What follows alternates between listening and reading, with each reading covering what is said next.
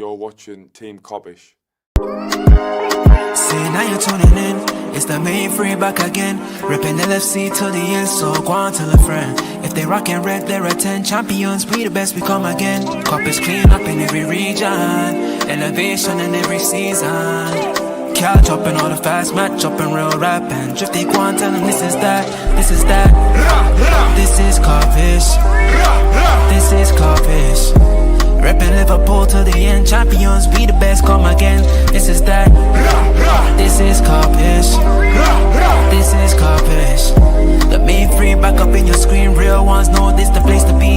This is Kop-Ish. Massive shout out to our sponsors OK Jersey, who have an amazing 4.7 rating on Trustpilot. Look people, the season is fast approaching. If you want to grab this season's kits and much more, whether it be training gear, kits for yourself, kits for your wife or girlfriend, or for the kids, or for a family member or friend, head over to okjersey.com, whether it be Liverpool, another club or country. And people, for a further 8% off, use the promo code Kopish. That is right, KOPISH, for a further 8% off. So there's only one thing left to do right now. Head over to okjersey.com.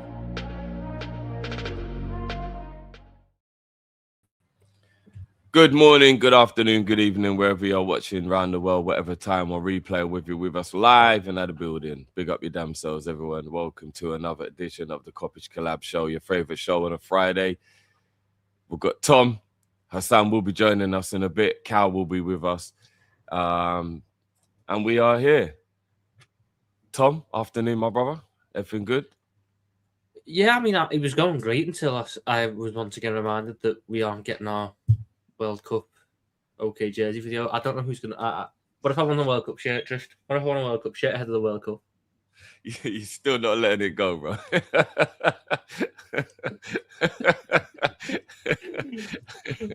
I'm sorry, I'm all good, mate. I'm all good.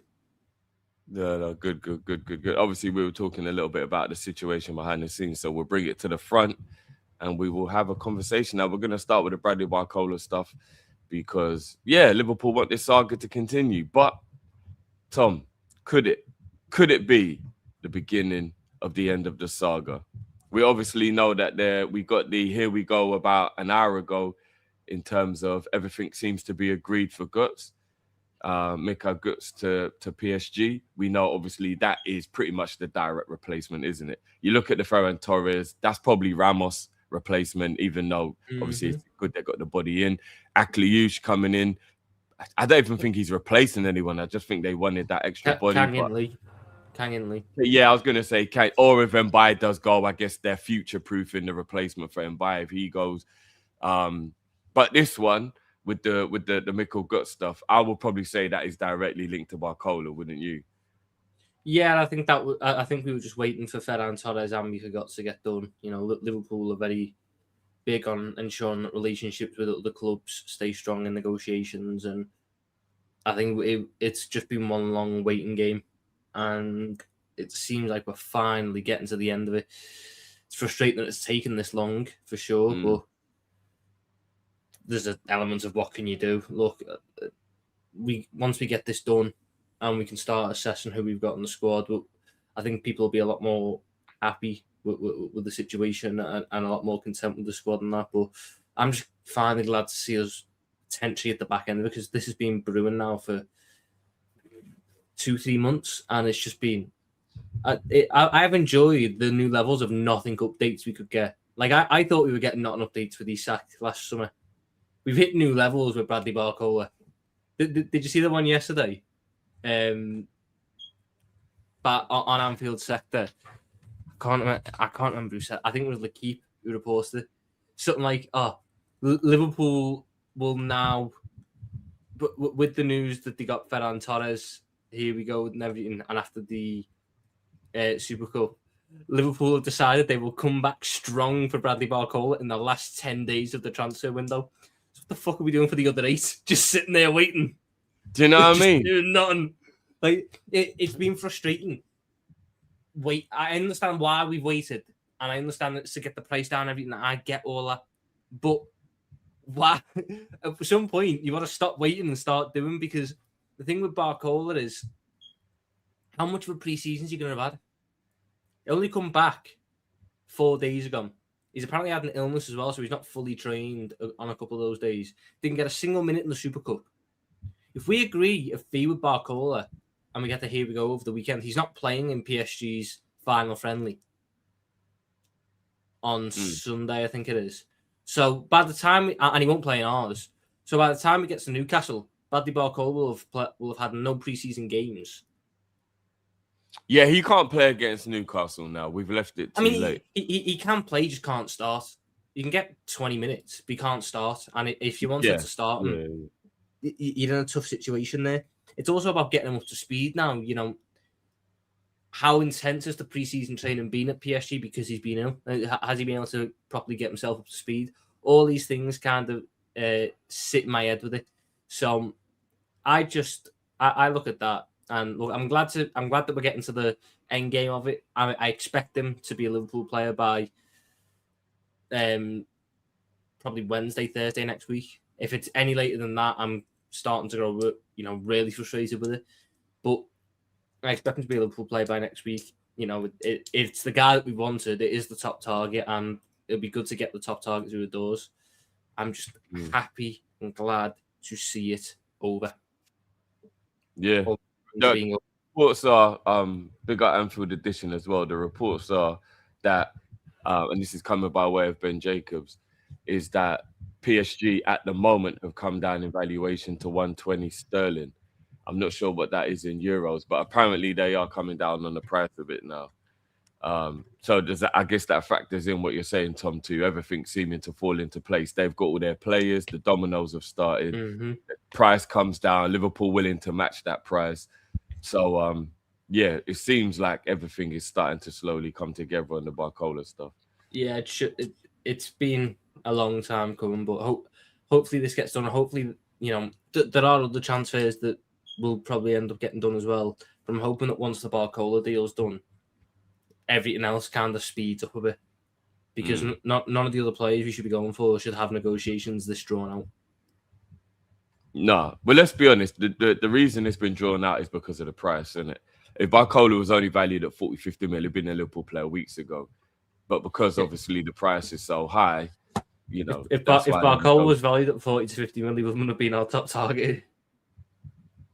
But no, I don't know. Say like he only had 1 year left on his deal, or say there was a reason where he was valued at 100, but we're going to get him for 40, 50. Then Liverpool would have just had this wrapped up time ago. We wouldn't have been dragging it out like this. I'll tell you what, the Gakpo stuff is picking up heat, It is. But let's stick on Barcola. A couple of Dutch journalists have just come out and said stuff as well now.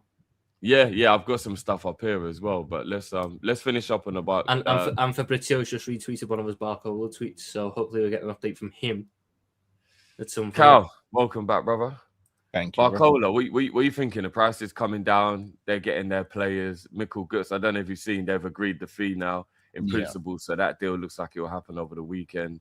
What are you thinking, bro? Are you excited? Are you happy? Are you relieved? Are you still a little apprehensive? How are you feeling about the Barcola stuff? No, the Barcola one is. I thought we'd get this done for a while. I did have a worry that we'd drag our heels a little bit and invite Arsenal to the party, but I do think we get this over the line now. I'll be more shocked if we don't. I think Barcola's. I don't want to use the word definite or certainty. I'd be very surprised if we don't get Barcola now. Yeah, I've never been worried about Arsenal getting involved because I think Barcola wants Liverpool. I don't think he's at the stages where Arsenal can convince a player that. I don't think he was ever. I don't Arsenal. think he was ever an Arsenal plan though. And I know that people said, "Oh, well, he went for Vinicius." I don't think Vinicius was Arsenal's plan either. He wasn't. Vinicius was his opportunity. He was just the greatest potential opportunity that presents itself. Their plan was always to get a guy like a Morgan Rogers, who is not like Bradley Barcola in a way. They're getting Zolis in to be their more natural winger. He's their Trossard replacement. Yeah, but he's the more natural winger. You can sort of push him a little bit wide. He's more traditional in that sense. And then they wanted someone who could be a little bit more narrow, a little bit more of a I thought Zolis was more of an inside forward type. I'm saying based off what I've read. I've never watched Zolis. But Barcola's like an inside forward type though. When they kind of I wouldn't say that about. From the same club. I wouldn't say I'd say Barcola's more of an out and out winger personally. I think he's slightly more of an inside forward personally, because I think he's better on the left. The reason why I said the Arsenal fear is, even though we might have been further along with Arsenal. Hi guys, big up Sam. Even though we might have been further along than Arsenal, I mean, we've seen this play out in other transfers. Like Luis Diaz had pretty much signed for Spurs, and we came in and we managed to change his mind. Like it's just because a player's gone down. Yeah, but that was Tottenham. That's food chain, though, isn't it? That was Tottenham, Callum Sanderson. Come on, you've always got a food chain. You're right. But for all intents and purposes, it seemed like Morgan Rogers had his heart set on Arsenal, and then Chelsea came along. So players can change their mind. Like Arsenal could have thrown a bag at him. They could have said, "You're going to be our main starter. You're going to be this in our team," and it could have changed his mind. So I just wanted us to get it sorted before Arsenal even came around with any proposal whatsoever. And it seems like we are. So I'm good with that. I'm very good with that. I hear where you're coming from. Again, Chelsea can food chain Arsenal because that's just the way things go. But I would be surprised if Arsenal could ever snatch a player from Liverpool. I would be. I'm not saying it can't happen. I would, especially this far down negotiation. I'd be very surprised. It didn't happen. It happened with Alexis Sanchez, right? No, but he always wanted London. We were never in the league. It was a very different state of play then, Callum. Oh yeah, I remember how bad we were at that time, bro. No, that season, that was us. We came off the back of finishing second that season. Yes. Yeah, but we lost Suarez. And Arsenal were coming. Arsenal had a more respected manager. Arsenal had, I think it was. When I say more respect, I mean they had an all-time Premier League great as their manager. We had Brendan Rodgers, who'd had his first really good season. They were on, I think it was year 17 out of their 20 straight years of qualifying for Champions League. That was our first time back in the Champions League since Rafa Benitez was the manager. We just sold our best player in Luis Suarez. Yeah, but we also brought in a bunch of players that we at the time we were seen as very good players. So it was a very different state of play back then, Carl. All I'm saying is just because I'm just saying I didn't want Arsenal to get involved until I didn't want him to get involved at all because I just didn't want a player thinking, oh, maybe I'll reconsider. I just wanted it to be done. I wanted us to get Barcola in. I think he's the best left winger available that we can get. Obviously, there's better left wingers than him in football. I get that, but in terms of availability and actually realism as well, I think he was the best option to get for the left wing. So if and when it goes through, I'll be over the moon. I genuinely will be. Oh my God, Callum Sanderson being positive about something Liverpool have done this summer. Sorry, pigs will be flying next. I forget I'm not allowed to express my opinion unless it's.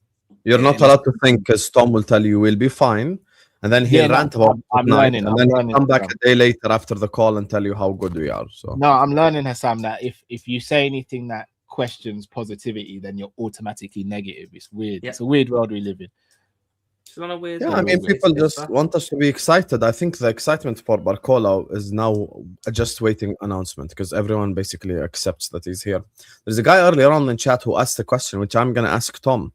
Tom, since Barcola is done according to Le Parisien and Fabrizio and Ornstein, what happened? About it. 1 second. Where's the other players? Where's the other positions? The other positions? Well, I'll tell you now. There is 18 days left of the transfer window, mate. So you got 18 days to get these other positions in. See, Callum, this is the problem. That wasn't a question. See? I said, where's the players who linked to, and he said there's 18 days. Callum, did I ask him how many days are left in the window? Did I ask that question? No, because you said where are the other players? I'm saying the other players will be there in those 18 days. That's when they'll arrive. Can I ask you a genuine question, Tom and Sam? Sam, I'll start with you first. How many players do you think will sign between now and the end of the window, excluding Barcola? Excluding Barcola, I'll probably say one. And I actually don't think we get a centre back or a right back. I think we can sign another forward. I think they will probably sell Gakpo. I think that news has way too much legs behind it for it to just be like some bullshit. I think Gakpo is going to be exactly like the Diaz situation where they spend the whole summer telling you, oh, Gakpo is not for sale, by the way. And then Tottenham slap 80 million on the table and you end up selling him. So I think Gakpo will leave and then we're going to sign another forward. Who's the other forward? I have no clue. So you think it's going to be a forward one. You get Barcola and one more. Tom, how many players do you think we get apart from Barcola? 3 more. What do you think those three positions are? Another forward, a right back, and a central midfield replacement for Curtis Jones. Okay, Drift, what about yourself, bro? I'm at the point where I think Barcola's it. I do as well. I do. So Sam, I apologise for ever calling you a negative Nancy. You're the most positive guy here. You've at least said. Oh, no, wait. Again. Hassam, me and Drift saying we only think we're getting Barcola. Do you think that's negative, or do you think that's us going based off how this window's gone so far, thinking we might not get any more? Because you've literally said one more. We've said 0. Tom's gone crazy and said 3 or 4.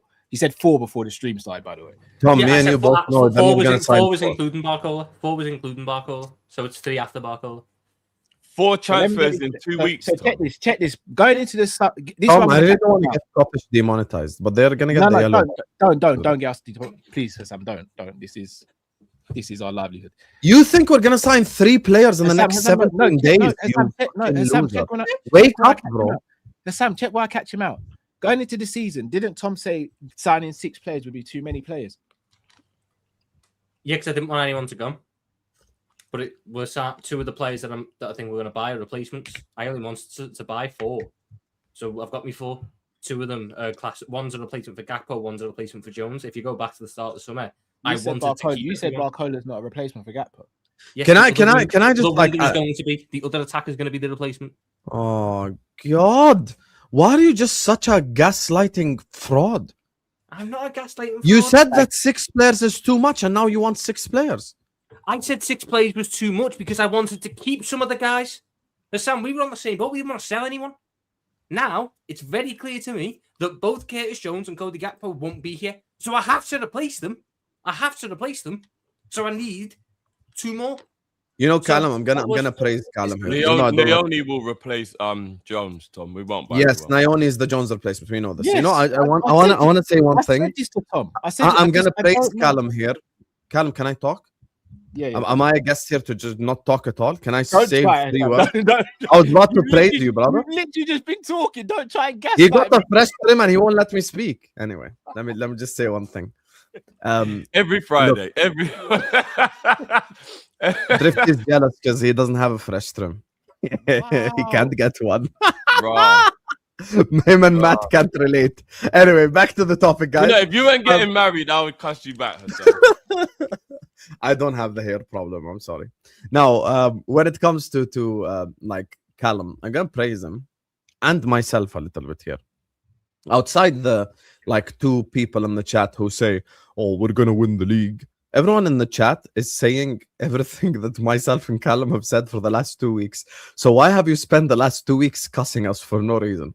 You spent the last 2 weeks calling Callum petty on every stream. You spent the last 2 weeks calling us negative Nancy's. And all of you in the chat are saying the same exact shit like you were saying. You're all saying verbatim the same exact stuff that we said 2 weeks ago. Now, it's obvious. Let's analyze the way Liverpool move in this window before we can answer Callum's question. And the way Liverpool move anyway, right? The centre-back signing has already been made. Let's not lie to each other. Araujo on loan is the centre-back signing. Yeah. Let's not convince each other there's going to be another one. Okay? Right. If we were to sign a right-back, the most opportune right-back that we could have gotten and the smartest one we could have gotten is Jed Spence. He's now out the way. I personally do not believe that we're going to sign a right back now. Why? Because they signed a versatile player in Araujo who can play right back and center back. So I think he's going to cover both positions. He's going to be like the Uruguayan Joe Gomez on the team, basically, where left back, right back, center back, blah, blah, blah. Like he covers the positions and all that stuff. You come to the midfield. Curtis Jones is going to leave. Now it's come out. McAllister's dad has come out and said, okay, McAllister's staying, right? So they've said that already. So Curtis Jones is going to leave. On that, though, what Drifty said is 100% true. The Curtis Jones replacement is Trey Naoni. So don't expect for us to sign a midfielder. The only way we would have bought a midfielder, which I agree with, is had McAllister left.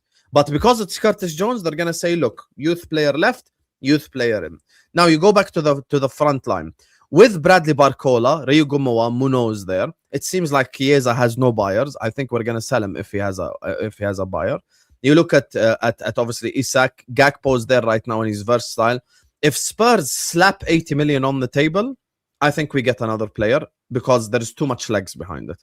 Like it's been mentioned by the Spurs ITKs, it's been mentioned by Fabrizio 2 or 3 times. So this Gakpo to Spurs thing is real because he mentioned it again yesterday. He said if Gakpo goes to Spurs, then we're going to sign another winger.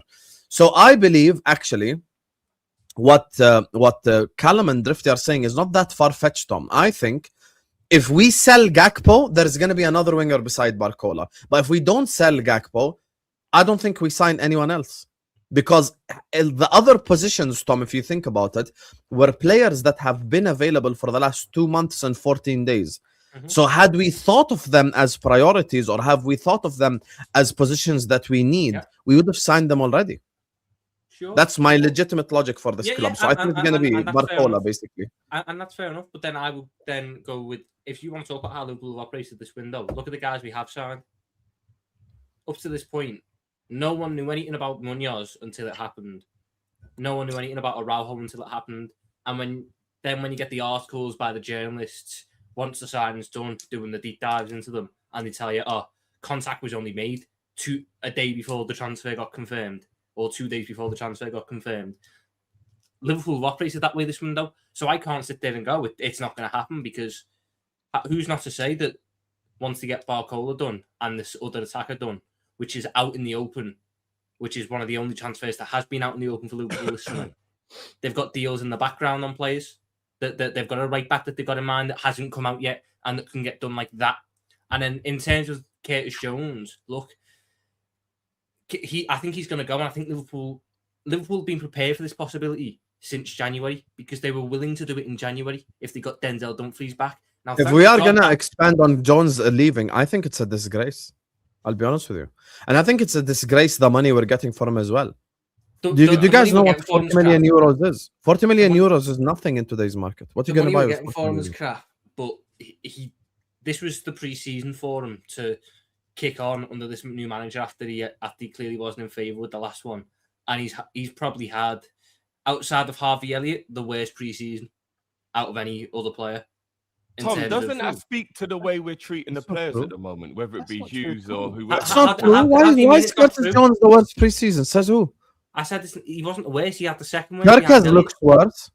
Kerkez does not look worse. Yes, he does. And Kerkez didn't have a fucking spat on the pitch over the armband. Frimpong looks worse. Rio hasn't had a good pre-season, by the way. Simicast hasn't been great. Are we saying Curtis Jones has had a good pre-season?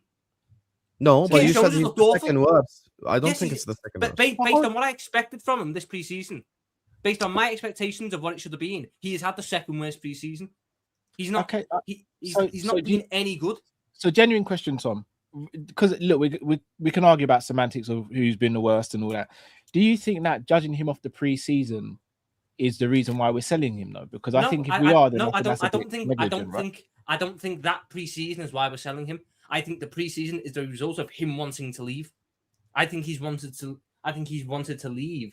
And then I looked at this pre-season going, well, if he wants to stay, I think he's got a real opportunity under this manager who plays a better style of football. Maybe he's going to make his mark this pre-season and really sort of show himself to be an option that we can rely on. And I don't think he's done that. I think he's looked disinterested. I think he's looked lethargic. I think he's been arguing with a lot of the young players for seemingly no reason. There's been a lot of things in Curtis Jones' pre-season that I've not liked. And to me, it's a guy who doesn't want to be here.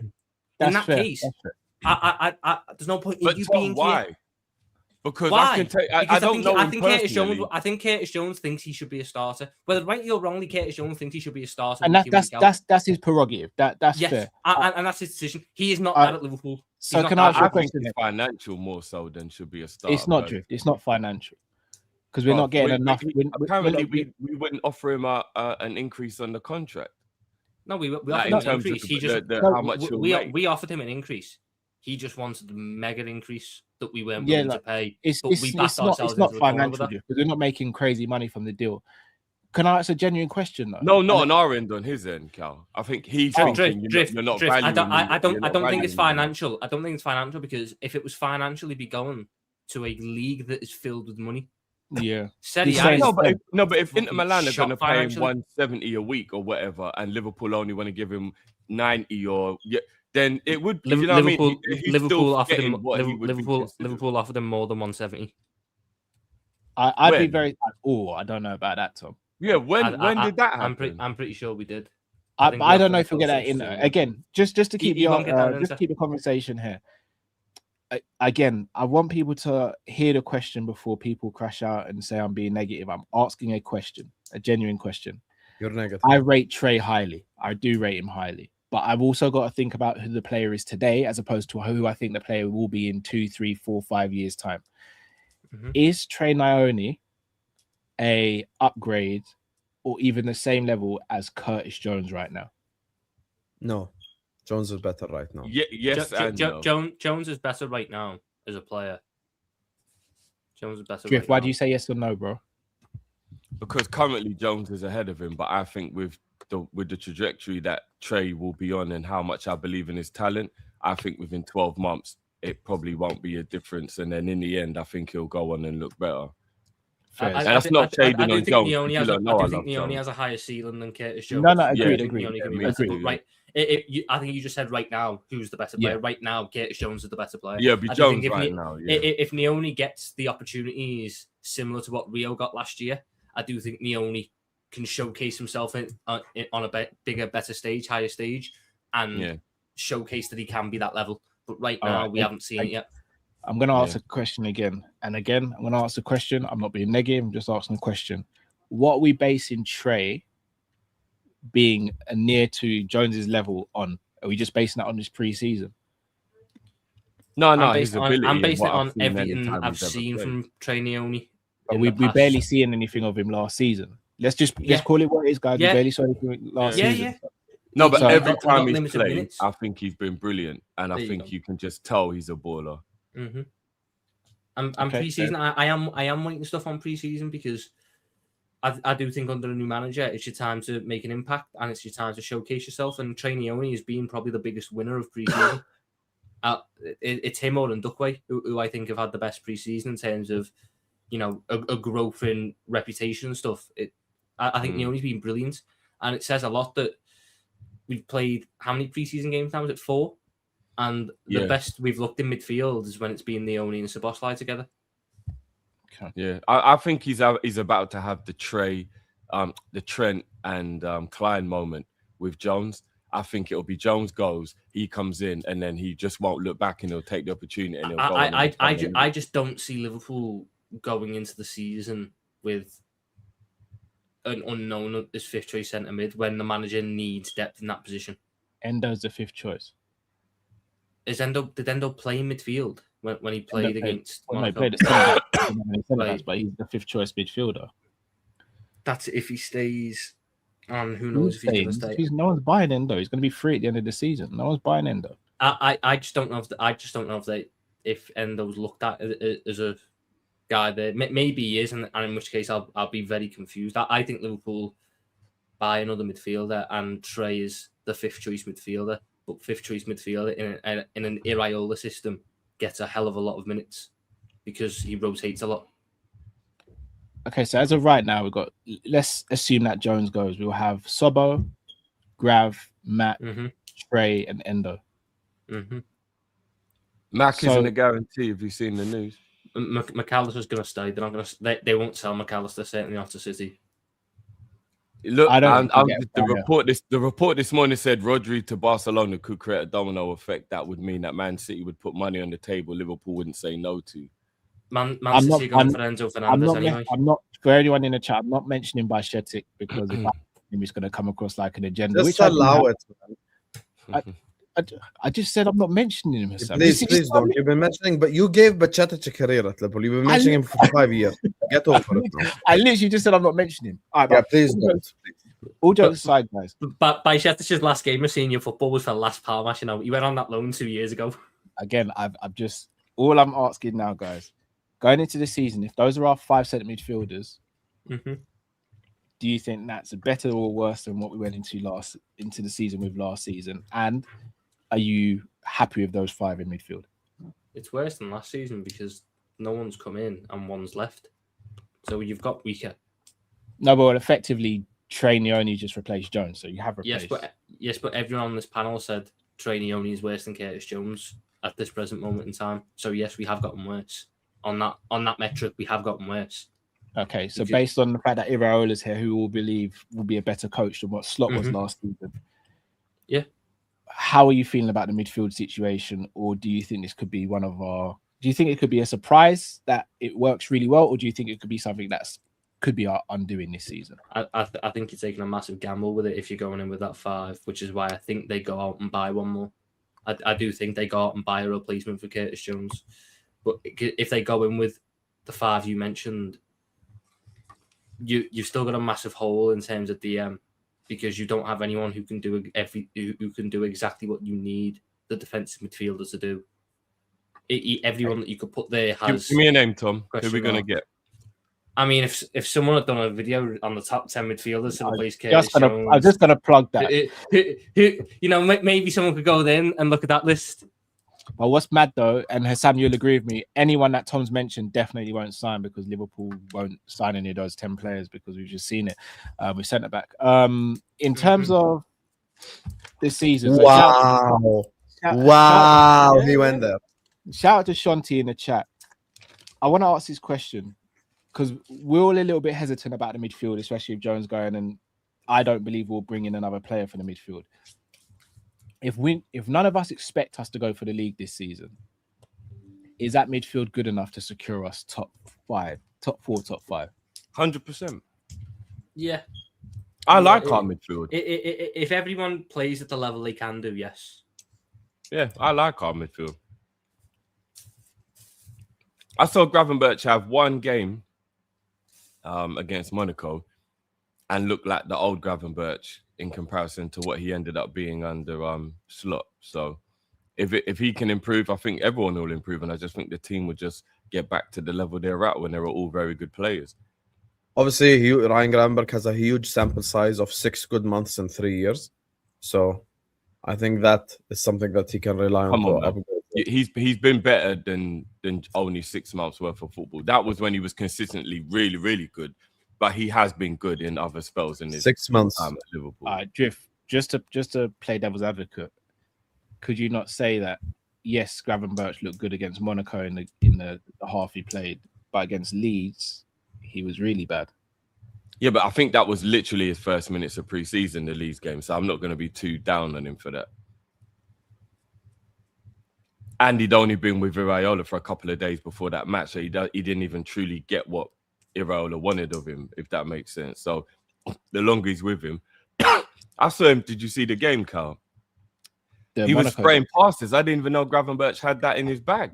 I was very drowsy during that Monaco game. I'm not going to lie to you. So some of it's a little bit blurry. Yeah, but he was actually passing well, which is the thing that I've got an issue with Gravenberch. And he was even passing really well.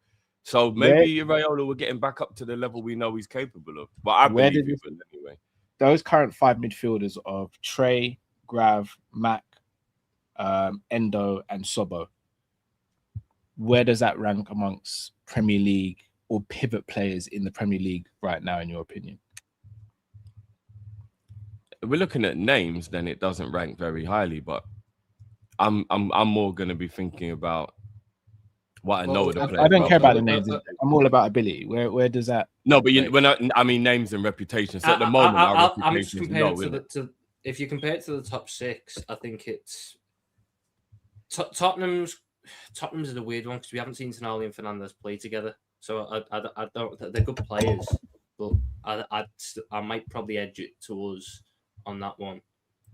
Arsenal, Bruno G and Rice. I think that's better than ours. No, but it's not just the starters though, because again, we don't even know who our starting midfield to. We assume it'll probably be Grav and Sobo, right? But we're not 100% sure. Out of the traditional big 6, our one is better than Chelsea's. I'm talking about the connection. Yeah, even everyone. If I'm to make it like a 6, I think Arsenal has the best one. Probably say City has the second best one. Well, right now we don't own City, do we? We don't know what their situation is. Yeah, but obviously they're gonna buy replacements. Don't make that mess. So it's Elliot Anderson, Boaddi. That's what the replacement is, and Enzo Fernandez or whoever, McAllister, whichever one they get. Who it doesn't matter. Someone they're gonna get. I'd probably say second best is City. Third is Man United. Unpopular opinion, but they have. I think ours is better than United. I think ours is better than City's. What? City's is more of an City's Elliot, than ours. Buwadi, and Enzo is not better than McAllister, Gravenberch, and Soboslai. I'm sorry. It's not. City drift. Buwadi is unproven. Enzo is a basic player. If he goes for 100 mil, I'm astounded.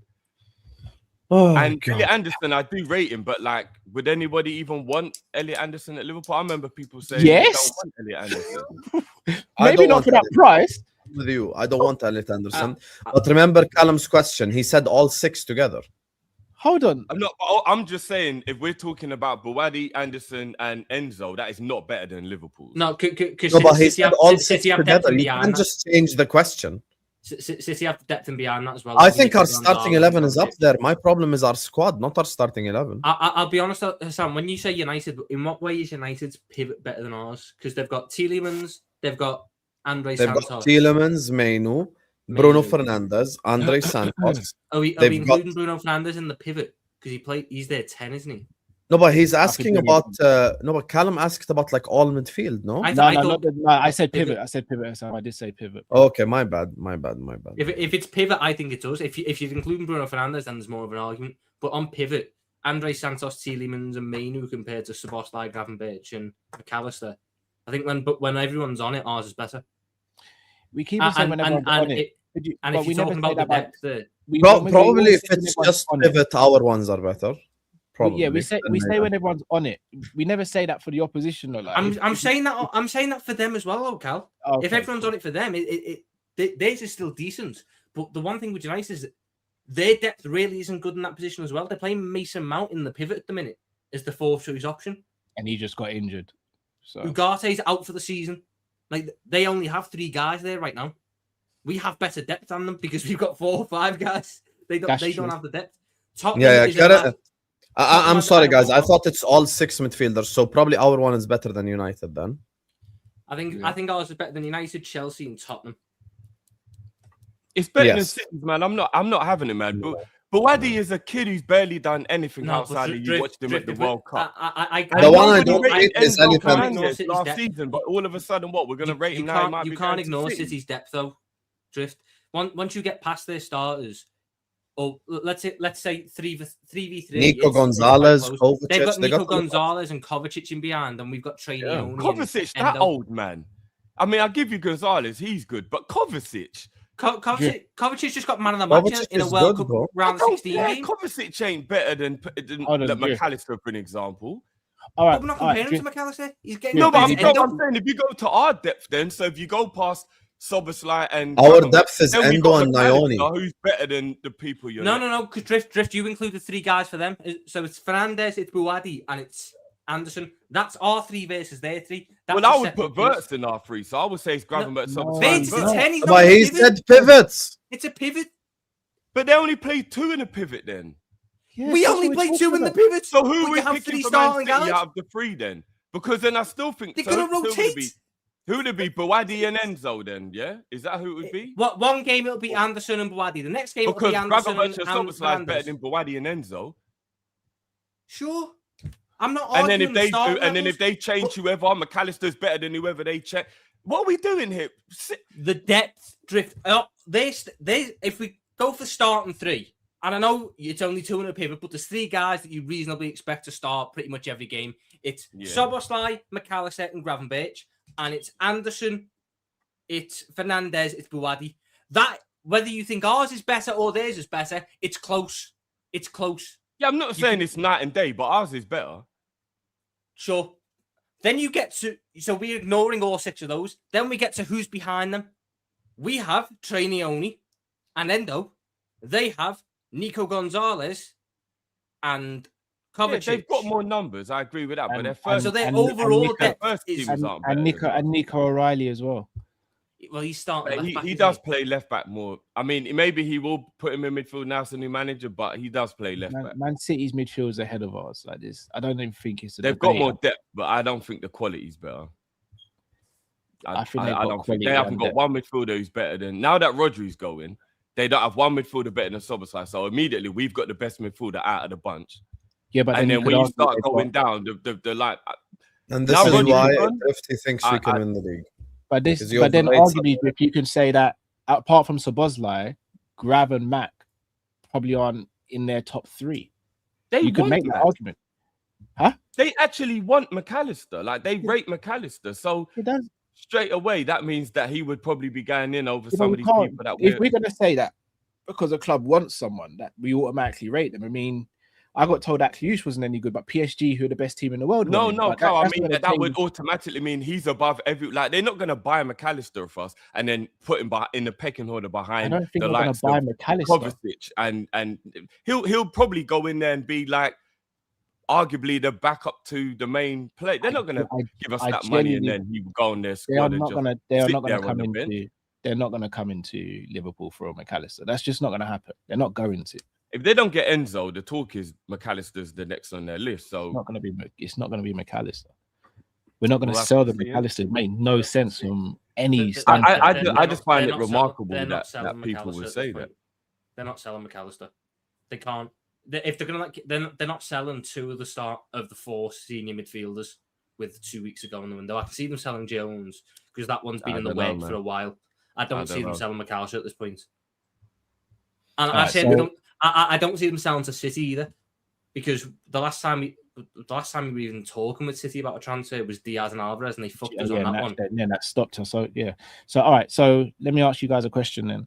So if you guys are saying that we're top 3 best midfielders in the league right now, pivots. The only team that I'd consider potentially up there as well that we didn't mention was Aston Villa, but I don't, because they've got, who was it? Anana's out for the season though. Yeah, but they've bought guys. They've got Kamara, they've got Joao Gomez, they've got John McGinn. Who's the other one? They got Manzambi as well. Potentially can play there. When Tielemans, because he's their Tielemans replacement, isn't he? Villa's like the other one that I consider close to ours, because I do quite like a lot of their players. But I'd say we're top 3, top 4, yeah. So if we're saying we're top 3 for midfield, where would we rank our defense, for example? What, defense as a whole, or just like a specific area? Yeah, defense as a whole. We're gonna have to go defense as a whole. I only think Arsenal have got a better defense than us. If we're just talking centre backs. No, it's whole defense, Drew. Oh, what, the whole left to right, the whole back line. Yeah. I'd need to consider everyone's defense stuff thing. I need to who City's better if you're talking about the whole back line. Chelsea's defense. Arsenal's better. Chelsea, if you're talking about the whole back line, Chelsea's whole back line probably slightly better at this point. I'll probably say the only. I think that one can interchange. To be fair, I think if Jackie comes in and hits the ground running, we'll shift quite quickly on the Chelsea. But we're talking about now. But I'll say Man United and Tottenham are the 2 that we're better than at the moment. Why would you say that our defense is better than Spurs is, for example? I don't rate Van Heck. No, but why would you say? And they've lost Romero. But is Xhaka or Leone better than Van Heck? To be honest, yes. They will be. Maybe not right this second. It'll be stupid to say. I think Xhaka is better than him. Van Heck made the most errors leading to goal at Brighton. Van Heck is not good. I didn't want Van Heck. I don't know why they just paid all that money for him. I really don't. Is he better? Like, because if we're saying Buwadi can't be. If I have a game tomorrow, Callum, I'm choosing Xhaka over Van Heck. Legit. Fair enough, but if we're saying that we can't say that Buwadi's of a certain level because he's a kid and ain't been proven, we can't say that about Xhaka and Leone either. No, but remember, I'm not saying that. I said City have a better midfield. That was comparing Buwadi to actual seasoned players like Gravenberch and Szoboszlai who have done it. We're talking about Van Heck, who's like basic as hell. Like, no, but he's a seasoned player. He's a seasoned professional. I know, but he's basic, Carl, man. I've watched him for a while now. He's basic, man. I don't think Van Heck. I can't believe Tottenham bought him. If I'm being told. So what Spurs' fullback line is? They've got Robbo and Udogie. Mm-hmm. Yeah. Porro. Spencer's gone. I don't know what they do with right back if Porro's not there. I think Archie Gray's the backup right back. Tom's guy Archie Gray can play there, isn't it? And then you've got Van der Ven, Senesi, Van Heck. Am I missing anyone? Danso. than Danson. Are we including keepers in the defence as well, or is that No, a no, separate of course thing? not. No, it's separate, isn't it? I think everyone's a little bit worried because we've got Leone and Jacquet coming off of injuries. But we're talking talent. Tottenham's defence isn't more talented than ours, no. What are we basing it off though, Drew? The fact that a lot of those Tottenham players are trash. Okay, all right. Kirkhead is better than you. Does anyone rate Van der Ven? Does anyone rate Van Heck? Hold on, wait, chill. Kirkhead is better than Udogie. I think so, yeah. Who's better, Robbo and Tsimikas?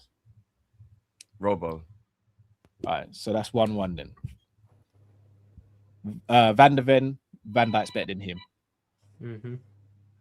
But then bus calls are getting made. Bus calls are getting made. Don't let Tottenham win this one. Virgil's backup is who? Leone right now, right? Right now, yeah. Is Senesi or who's better at Senesi and Leone? Senesi. All right, so that's 2-2. Mm-hmm. We'll go with Araujo or Van Heck. I think it's two peas in a pod. You can pick either one. They both have problems. I think Araujo's played at a high level. I'd go Araujo based on the fact he played at a high level. Cool. Danson or Jacquet? Danso or Jacquet. I could go Jacquet here. I think Jacquet. Danso's never really impressed me. I'll be honest, Carl. If you want to go Danso because he's fit and you've seen him, sure. But Danso's never really impressed me as a player. I think Jacquet has more ability than Danso. But who's better right now? It's not about like who's better right now. Jacquet. I think Jacquet is a better defender right now than Danso. What again? I'm just trying to be fair here. What are we basing it off? Based on them as a player, I think Jacquet as a defender is better than Danso as a defender.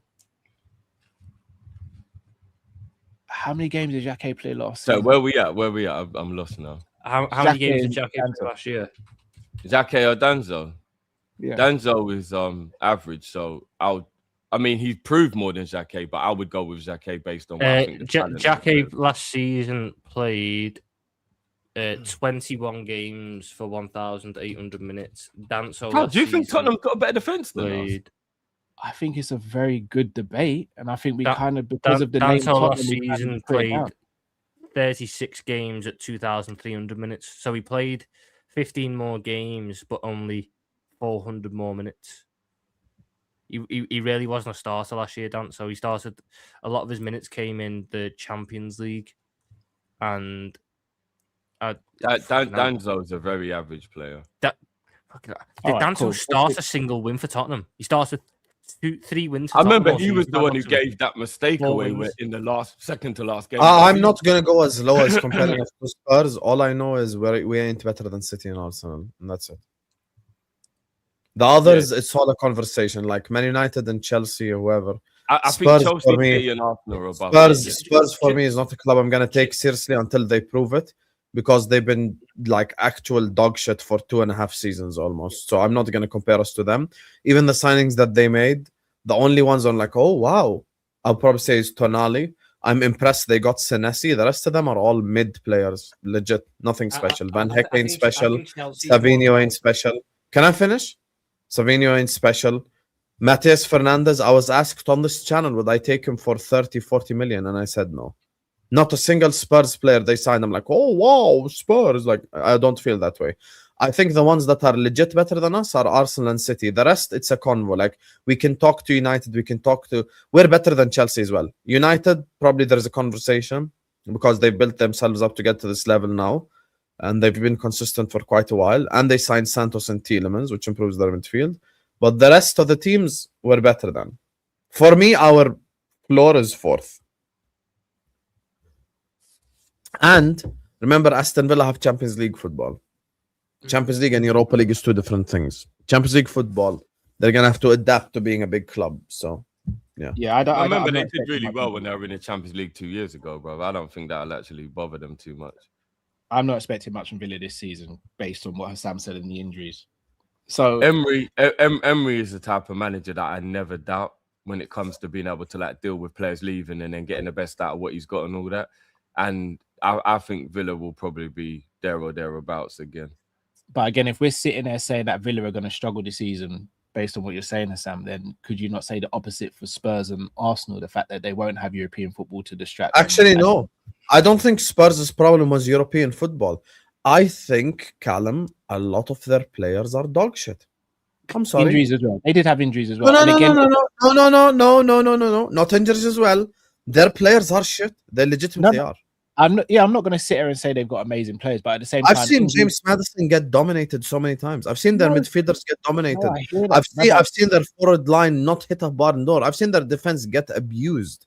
Like, so yeah, their players are shit. Like, you want to know why you say it? Like, the reason why you say it that way is because you don't expect anything of Spurs anyway. So the fact that they've seen mid-level players, you're like, ooh, Spurs. But at the end of the day, that's fair, Sam, because when people turn around and say to us, "Oh, you're just rubbish," and we were like, "Well, look at the injuries you've had, guys, and also our managers let us down." Spurs can say those same when things. The players were fit, they still sucked.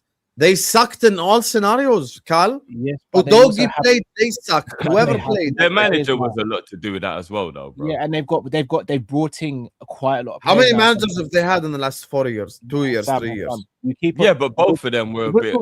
If you're talking about Spurs as a historical team, both of them, it's 4 people, bro. Hassan, to just write off Spurs based on what they did last season and the season before, I think is narrow-sighted because they've improved their squad. Whether we think the players are great or not, they've improved their squad and they've got a better manager in, and they have less games to navigate.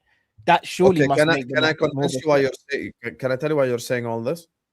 Do you believe that last season Liverpool were dreadful? Do I think we were dreadful? Yes.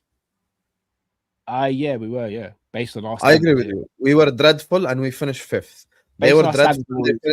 They were dreadful. They finished 17th. Our dreadful is their goal. Yeah, but that's not the point we're trying to make. The point is they do have some good players. Like you said, that they do have some good players. Drifty, McAllister, who half this fan base attacked, if he signed for Spurs, he'd be their best player almost. Never mind best midfielder.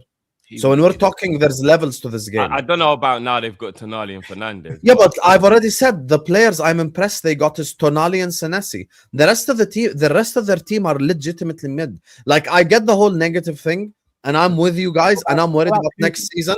But I'm not going to compare us to Spurs. I feel like that's insulting. No, like, we are way better ourselves to them. No, but we're way better than them even on paper. But so they do have some good players. Is all I'm saying. Kudus isn't a big player for them. Kulusevski's not a big player for them. Horo's a good player. Horo, I think it's very hard. Horo played a lot last season. So you know what? Xavi Simmons is a good player. You know, I know like people want to climb, but he's not some bum or something. Xavi Simmons is out for half of the season. No, but I'm just talking about the players they have. Madison is a good player. He's injury prone. My problem is Madison's a good player. Yeah, like 2017. We have 2 seasons. We have 2 seasons now of Tottenham finishing 17th.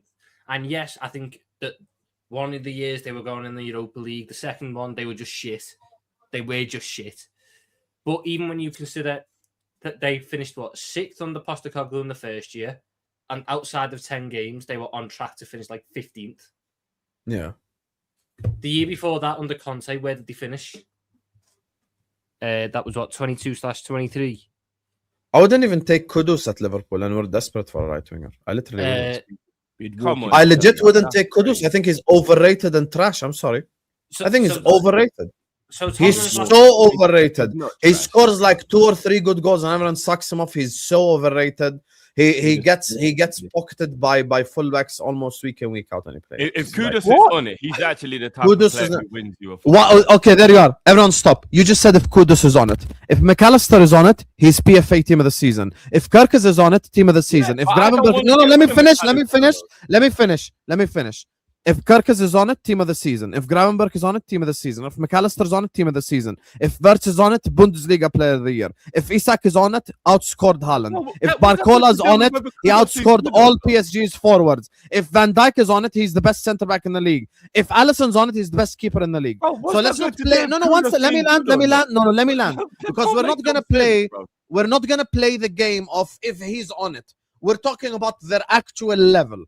I don't care. The week where Kudus, Drifty, I don't care the week level where is Kudus where looks like you a 10 can out of 10. reach. For the most time, he looks 5 out of 10, 4 out of 10, nothing special. If you tell me right now, Rio or Kudus, I'm choosing Rio. Kudus is not a special player at all. He's Sam, just an what are average you Premier League talking winger. about, He's bro? nothing special. Bro, if you Literally ever watched Kudus at West Ham, he was good. I wouldn't most have of the taken time. Kudus. I wouldn't.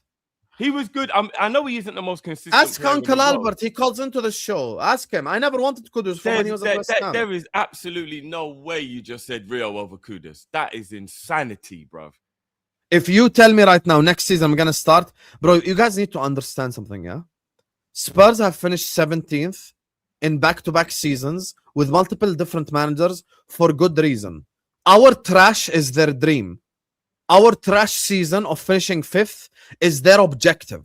Yeah, but that's different.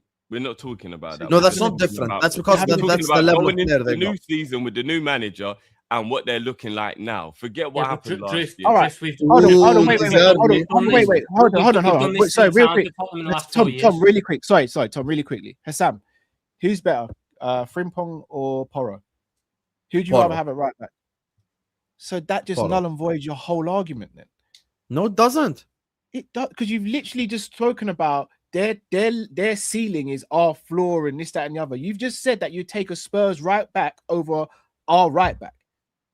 Okay, and how does that null and void my whole point? To use the other Is side I'm of the argument, picking one player.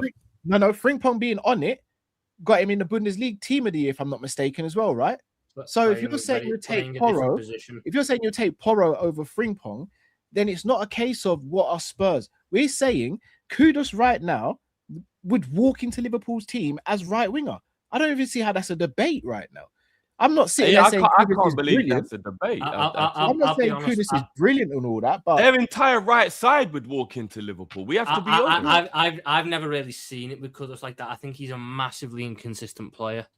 He can be inconsistent. I agree with that. He can be inconsistent. But you guys telling me that Porro and Kudus, their entire right side, doesn't walk into Liverpool?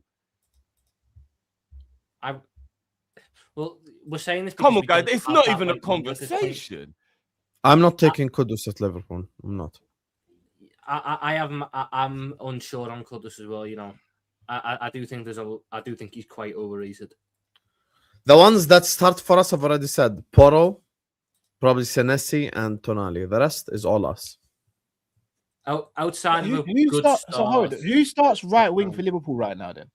It doesn't matter. They're all better than Kudus. I don't rate him at all. Well, I'm not going there. I'm not going that far. It doesn't matter. I don't rate him. I don't. I'm sorry. I don't. I'm sorry. I have to rate Kudus before I enter the stream. You don't have to rate Kudus as highly as me and Cal to know he's better than Rio. If you tell me tomorrow I have to take a player, I'm not taking Kudus, bro. Yeah. If we sell Gakpo, we need to buy. So average. No, Sam. Let me ask this: if we sell Gakpo, we need to buy a right winger because Barcola's going left. We need to buy a right winger. How high is Kudus on your shortlist for players you'd buy on the right wing? He's not high because I don't think it's a realistic signing. But if we could actually get him, he would be pretty high, Tom. I don't think you can name me 5 right wingers in the world that would be a better option than Kudus. In the world? Or just not who's better. Listen to what he just said. Not that are better than Kudus, who are better options. Listen to what Drift's saying. Obviously, you know, Elise isn't an option. Yeah, Elise, Yamal, and all those guys. They're not options. Name me 5 options that are actually better than Kudus. I'm gonna ask you a question. Why is Kudus better than Madueke? Tell me. He's more talented, and he has better output. He's got better final product, Sam. Yeah, stronger, more talented and better output. Kudus will go like 4 games doing nothing, and then the 5th game he'll score like a bicycle kick or he'll do something amazing, and everyone's like, "Wow, I take Kudus at my club." If you watch him week in week out, he's so average. It's unbelievable. Madueke runs off the his pitch delivery is not even that good, and he's injury prone. I'm not trading. If you tell me right now trade Rio for Kudus, I'm not doing it. Am I not right in saying that before Kudus got injured for Spurs, he was one of the better players in the league? Yeah, he was. No, I wouldn't say so. He had a good first 5 games. That was what he had. He had a good first 5. It was good for 5 games. Like that was it. He got 2 assists on his debut against Burnley, and I think he scored 1 in like the next game. I think after the first 5 games, he had like 1 goal, 4 assists, and then for the rest of the season, he got 1 goal, 1 assist. Yeah, I'm a little confused by this chat. Let's move on. Yeah. In terms of attack, then we sit and we say we all believe we're getting Barcola, but we all believe now we're losing Gakpo as well. Mm-hmm. Left side for me is cool if it's Barcola and Rio. You've also got Munoz who can play across the front 3. Mm-hmm. What's the situation with backup striker and right wing? Because you, if I'm not mistaken, Sam and Tom, you believe we're going to get another wide player when Gakpo goes, right? So who do you think that player could potentially be, and where does that take us in terms of levels, in terms of the league? I still think it'll be Ibrahim Mbaye. I don't buy that we've just walked away from the deal. I do think that we're still interested. I think it's again just optics and negotiating position. I do think we'll end up getting Ibrahim Mbaye, and I think that Lewis Koumas ends up staying this season, and that's your backup striker. By the way, the Spurs sources are saying there is an official bid going to happen for Gakpo soon. Yeah, apparently we're going to reject it though. It's about 60 mil. Yeah, that's what I'm saying. I think it's going to keep going up like 70. Oh, no, 75. I agree with you, Sam. Remember, I said it from the beginning though. I said that we'll get Barcola and sell Gakpo, and I got told it weren't going to happen. I was like, there's no way Gakpo's going to stay and be second choice winger or second choice striker. Like, he can go and start somewhere else. He ain't gonna do it just for the sake of it. I think it'll be Mbaye, and I think Koumas will be your auxiliary attacker option that stays into the Chiesa, and then in terms of striker, it'll be, we haven't really seen anyone else. We've seen Koumas play up there. I know Koumas can do it to a level, but I could also see Munoz get a game up there, or Barcola get a game up there, or whatever. Like, well, it's the same situation that we'd have with Gakpo. We're playing someone out of position in that position. Now, that are they better or worse than Gakpo? I think Koumas is worse than Gakpo. I think that Munoz is probably worse than Gakpo. Barcola, question marks over it. I can't say he's worse because I haven't seen him play up front. I do think as a footballer he's better than Gakpo. It's hard to say how it would translate up front. But I think the attack's fine. I think the attack is really good if you get Mbaye in and you look at it as a whole unit. I think it's really good. I think it fits exactly what Andoni Iola wants. I think it fits the way the Premier League's going. And I think not only is it good for now, but it's got so much potential to back it up in terms of the next 5 years and keep developing and keep improving. I think it makes a lot of sense. I agree. If we get Barcola and then Mbaye through the door with Rio, Munoz, and Isak, I think we do have a good attack. I'm a little bit worried about not having a backup. Do you want to know? Do you want to know why I think it's going to be Mbaye as well? Mbaye just makes too much sense from a registration point of view. And we can turn Mbaye homegrown. If we buy Mbaye, are you not worried about the fact that if they price us out of it though, Tom? Because I don't think Liverpool will go as high as like a 70 mil or something like that. I don't think he's going to be 70 mil. There's no. But if they think 40 is severely undervalued, then what would they consider his right value? Just I think what's going on is we're doing what I think, and I'm not saying this is a fact, but I think we're having talks with PSG for the both of them. And the both discussions are happening at the same time. No, I agree. But the reports are saying that they think 40 mil is way below their value. With the report that I took note of was they said, buying Barcola is worth 200 million euros. As if you want to buy the pair of them, it's 200 million euros. Now, I've maintained for a good couple of weeks now, I think Mbaye and Barcola you could get for around 170. And just today, we've heard that PSG are willing to knock their price down £20 million on Barcola from 145 to 125 once they get their guys in. So what's £20 million in euros? To close to 30 million. So I think there is a world where Liverpool pay 170 million for Mbaye and Barcola. I think that's what's going to happen. 170 euros or sterling? Euros.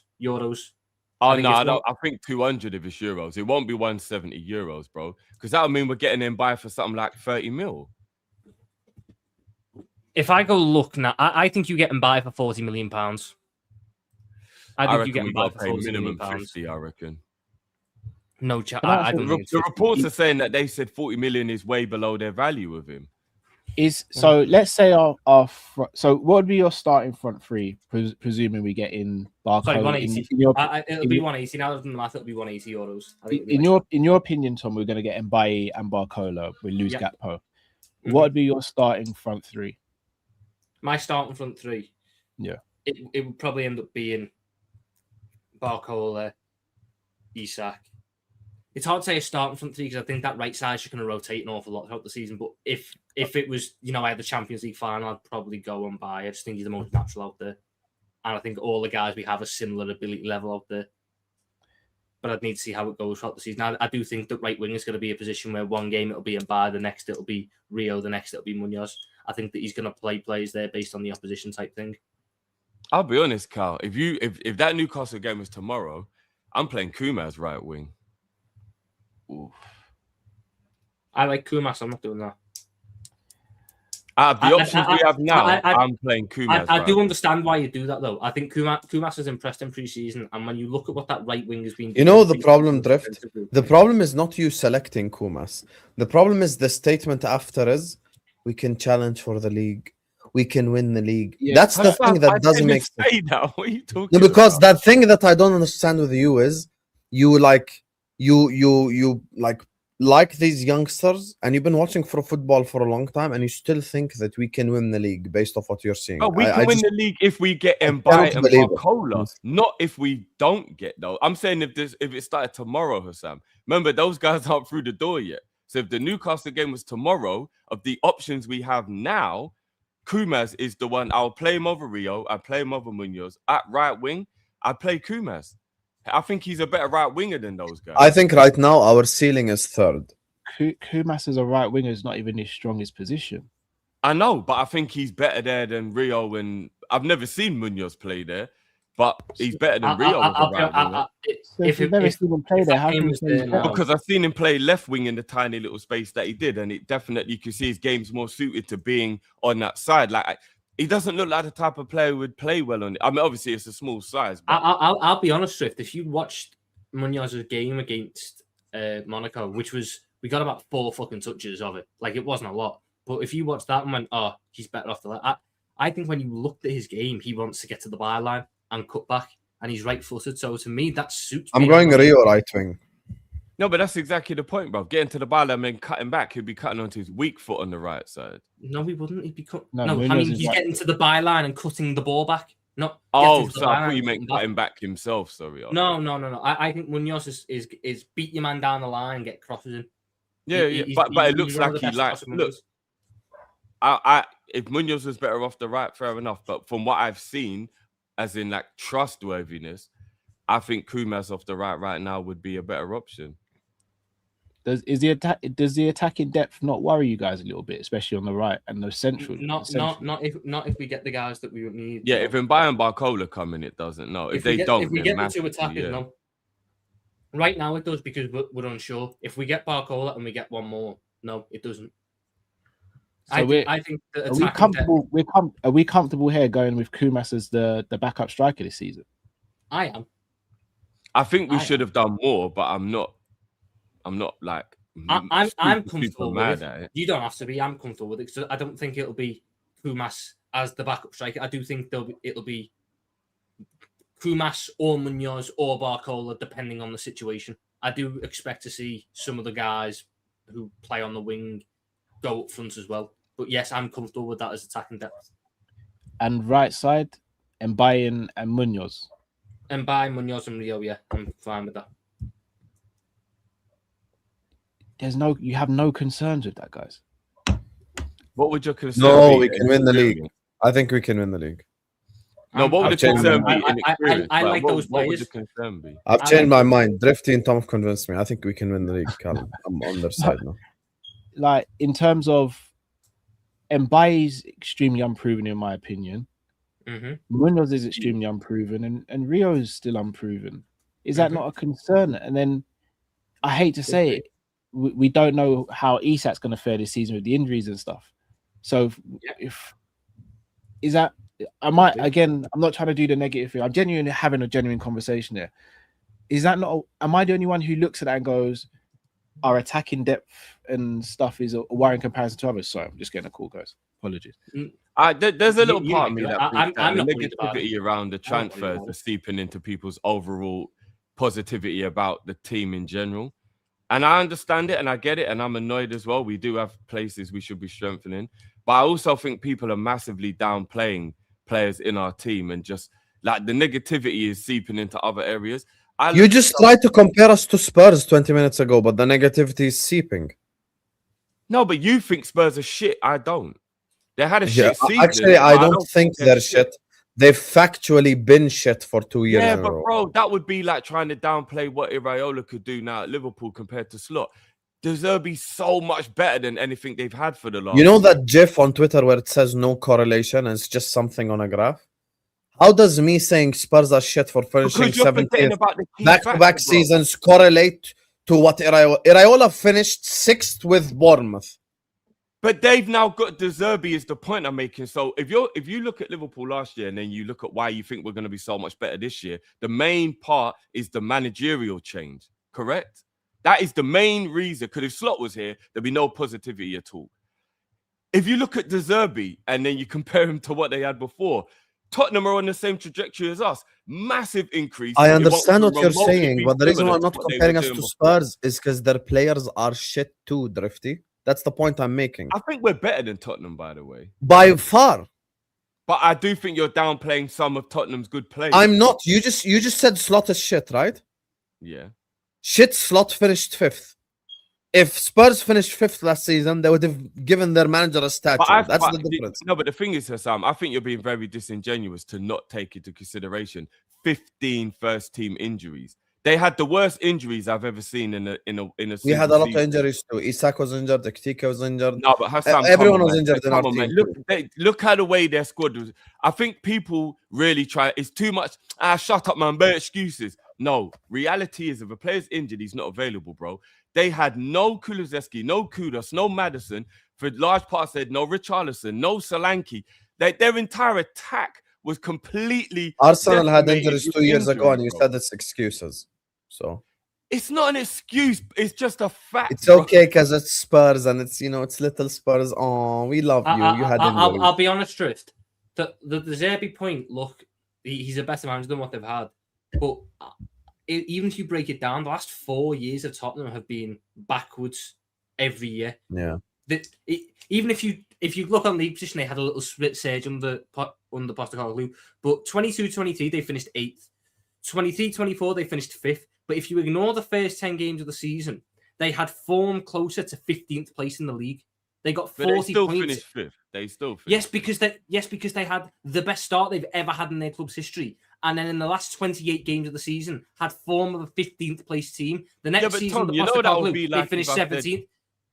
But if we didn't win our first 5 games, as an example, where might we have been? We might not have been anywhere near. Yes, and we were talking about all this last season. We were saying we were lucky to finish where we finished because of because we had 5 so that games means start the season. So I'm saying it's not really good to make the comparison. So they're lucky. They're lucky to finish where they finished because they had the first 10 games of the season. My point is, under Postecoglou, their entire run of form under Postecoglou had them finishing 16th. But did you ever believe that players were that bad? Did you ever really believe that? Yes, that's the point. Their players are actually shit, Drifty. If you watch a Spurs game, you'd understand. Look at the players. I just think they massively. Just watch 5 Spurs games, just 90 minutes, and you see how shit they are, bro. Their players are not good. They are not 16th shit. There's a reason why they finished in that position with multiple different managers, bro. That's the point. Like, you show different energy to different clubs. I'll be honest with you. My energy is the same. I was like, I cooked all the Arsenal fans who used the injuries as excuses 2 seasons ago, and now we're not going to use the injuries as excuses why Spurs finished 17th. You're talking about the fine line between being champions. Their players are shit, Drifty. That's the point. My point is, I'm not comparing us to Spurs. Their players are trash. They're about an 8th place team in the league. They're not a 16th place team in the league. They just hold on. Let me go look at the squad from 23-24 and their starting 11. So their starting 11 was their starting 11 was Vicario in goal. They still have as an example. Stop there, Tom. No bullshit, Drifty. If you watch Spurs 90-minute games, Mamardashvili is better than Vicario. No bullshit. Yeah, he is. I'm just gonna Vicario read makes Tottenham mistakes starting almost 11. every week. Hassam, let me read Tottenham starting 11, and then we can assess, Kinski mistakes every week. This is their starting 11 from 3 years ago. And last 3 years, Vicario, there's nothing to do with next season, by the way. But, Vicario. Because that's what we have as reference, Drifty. You're being so but when we and Cal was having a conversation about them having good players, you're talking about the season going forward. Drift, you're talking about the ability of these players. I'm making the point that the team that started being shit 3 years ago, it's got the exact same defense. Yeah, there's many players who are still there. Go on. Their starting defense that year was Vicario, Porro. Sorry, it was Emerson Royal for the first half of the season. Then it was Porro. Still there. Christian Romero, Mickey van der Ven, and Destiny Udogie. Still there. None of those are crap in the players. midfield was Sar, Bissouma, Sar, there, Madison. there still called captain now. But we know Bissouma. Their starting attack was Son, Brennan Left. Johnson, Left. and Richarlison or Timo Werner. Yeah, that was Richarlison is still there too. So we have 6 to 7 players still in the squad, still in the starting fucking 11 from 3 years ago. They have been shit for 3 years. So at some point, I'm going to look at the players and go. And on top of all this, Drifty, who's the player? Who's the player that Spurs want to sign that we spoken about 10 minutes ago? Apart from the back The four, player who's that still in there the for whole that? Liverpool fan base, from top red to bottom red, does not rate Cody Gakpo. They're about to sign a player that the whole fan base doesn't rate to improve their attack. No, listen to the statement. They're going to sign a player that all the fan base doesn't rate to improve their attack. Do you see how low their floor is? That's why when Callum started comparing us to Spurs, I put a stop to it. If you're going to say Arsenal are better than us, City are better than us, fair enough. I think it's a convo with Man United. The rest of the teams, we have proven we're better than. Last time you're taking it, we were talking about the defense. You're totally gone left with it. Who said their whole team is better? No one said that. We're talking about their defense. That was all. Callum was asking about Spurs as a football club, not just the defense, and how teams are going to be on the up this season. And Callum also asked because they play 1 game a week. Now, mine and Tom's rebuttal, which you have managed to make us agree, even though we can't stand each other for the last 3 weeks, you've managed to make us agree, is that the Spurs players themselves are actually trash. Now, the problem is for us, we went into the season expecting a title challenge. So last season, we expected a major trophy, a minor trophy. So we have a certain standard for the players that they did not match. And our standard of them not matching them ended up finishing 5th with a shit manager. I'm saying for the last 2 seasons with multiple different managers, Tottenham Hotspur have finished 17th in back-to-back seasons, and the team that Tom mentioned from 3 years ago that he just read the team, about 7 players are still there. Now, my thing is, it's not just Ange out, De Zerbi in, suddenly they're all better. I don't rate some of these players. I don't. I told you the ones that I rate from the start. Pedro Porro, Senesi, and Tonali. The rest of the team is legitimately trash. No, and that's why they finished 17th. So I'm not comparing us to Spurs. I don't care if they got De Zerbi or De Zerbi's whole family to go coach Spurs. That's your opinion, bro. But they have way better players than just 3. Or they have way more good players than just 3. The Tottenham squad is an 8th place squad. It's not a 16th place squad. Okay, great. Why are we sat here arguing about the 8th team? It's been a 16th. Why are we arguing about... No, Tom, that's even worse. Great. Why are we arguing about the 8th place team in the league, in your opinion, when you think we can win the league? What's the point? I mean, the only real reason we got here is because you don't rate Kudus, and we were just talking about how he's better than we were doing this before we got to Kudus. We were doing this before Kudus. I think allow it. You guys did it for 10 minutes without me speaking. Like, I wasn't putting Tottenham above Liverpool when we're doing the defense talk. I said, okay, great. So if you think they're going to finish 8th, why are you comparing me to the team in 8th when you think we're going to win the league? No, I said we were better than them when we were comparing. Okay, great. Kudus is the only time when I've started to say their right side. Like I'm quote unquote negative, but I'm not gonna sit up here and compare us to that shit club right there. So because Porro and Kudus would walk into the Liverpool team. No, he wouldn't. No, he wouldn't. You tell me tomorrow Would I trade Kudus for Rigo Moa? And I'm saying no. I'm keeping Rigo No, Moa. because that would mean that Rio wasn't at Liverpool anymore. So I wouldn't do that either. But if we're talking about who would play in a 90-minute game, Kudus would play over Rio. I would rather Ibrahim Mbaye join Liverpool than Mohamed Kudus. Same. Yeah, no, but that's a different conversation. Bro, when I watch Spurs Drifty, my point is I'm watching Kudus and he has 4 games where he's literally below average. But because they're not held to Liverpool standards, you don't see it. Bro, Salah's worst season is better than what I've seen from Kudus. Yeah, but Rio hasn't proven anything on the right, which would be a much bigger gamble than a player who might be inconsistent, but he's still talented. Hey, guess what? That's a gamble I'm willing to take. Rio outscored Kudus last season. Jesus Christ, Exactly. let's move on. The simple fact you lot will play Rio over Kudus is fucking mind-blowing. But let's just move on. What's mind-blowing is you think Kudus is better than Rio, but you think we're going to win the league at the same time. That's what's mind-blowing. I didn't say we're going to win the league unless we buy players. Why did you keep You leaving said out we're the going to win main if we part of- buy Barcola and buy. It's your own words. Yeah, and I do think we can win the league if we buy those. Okay, there you go then. So that's where we disagree. At least Tom is realistic. Rio on the right wing. That's At the least whole Tom is point. realistic. Tom doesn't expect Iraola to win the league even with Barcola and Mbaye. So. No, I didn't say I expect. I think we can. Oh, here we go. I didn't say I expect. No, an I said I expectancy means predict. that it should happen. I don't There's a total expect. I difference. predict. Wow. Words have meaning. What Sam. was the That's a Premier total League table difference. last season? Because I'll be honest, the deeper you look into Kudus last season, it's really not fucking great.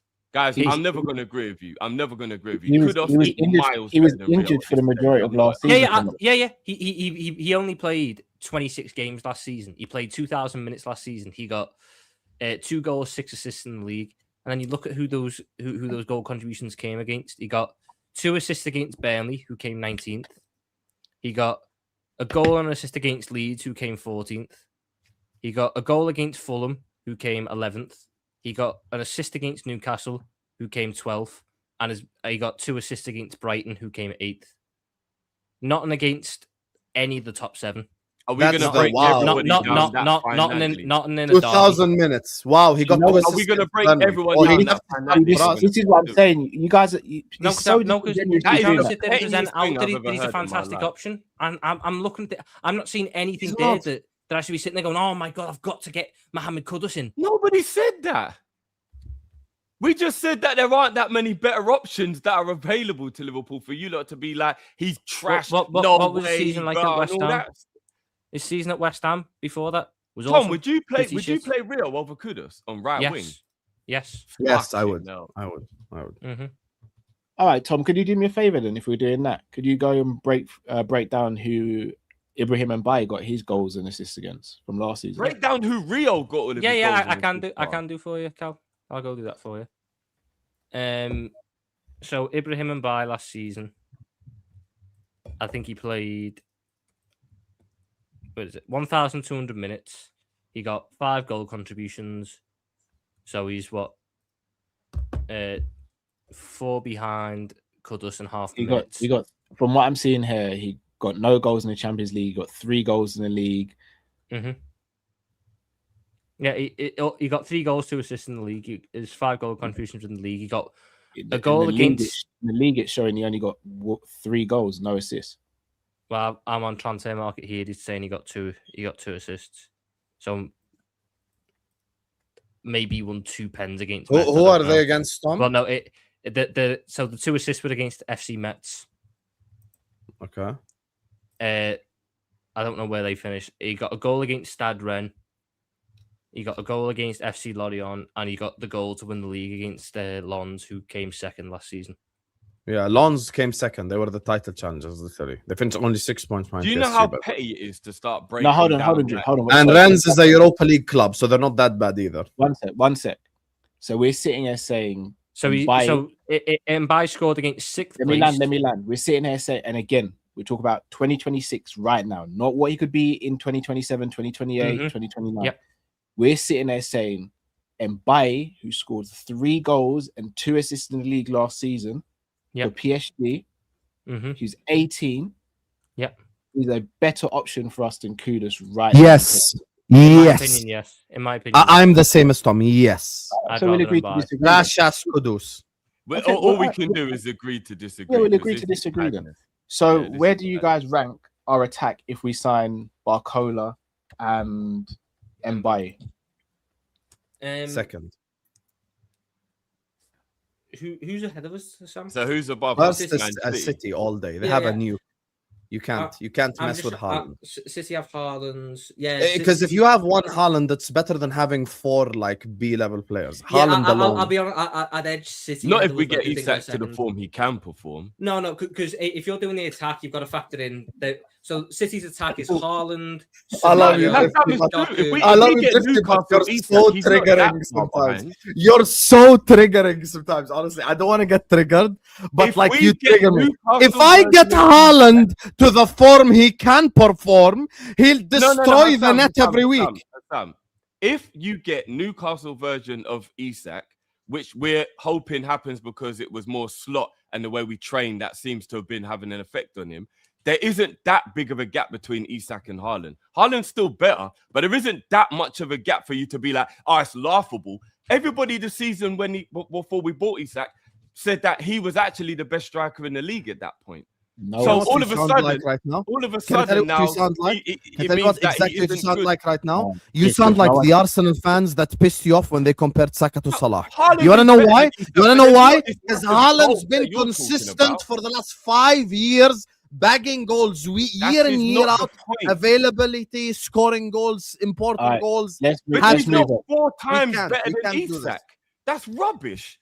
Chill. Haaland All right, is the best striker in the all right, world, so bro. everyone agrees City's attack is better, right? Yeah, Yes. City, especially when you include the 10s in that, because we didn't include them in the pivot discussion. When you include the 10s in that, yeah.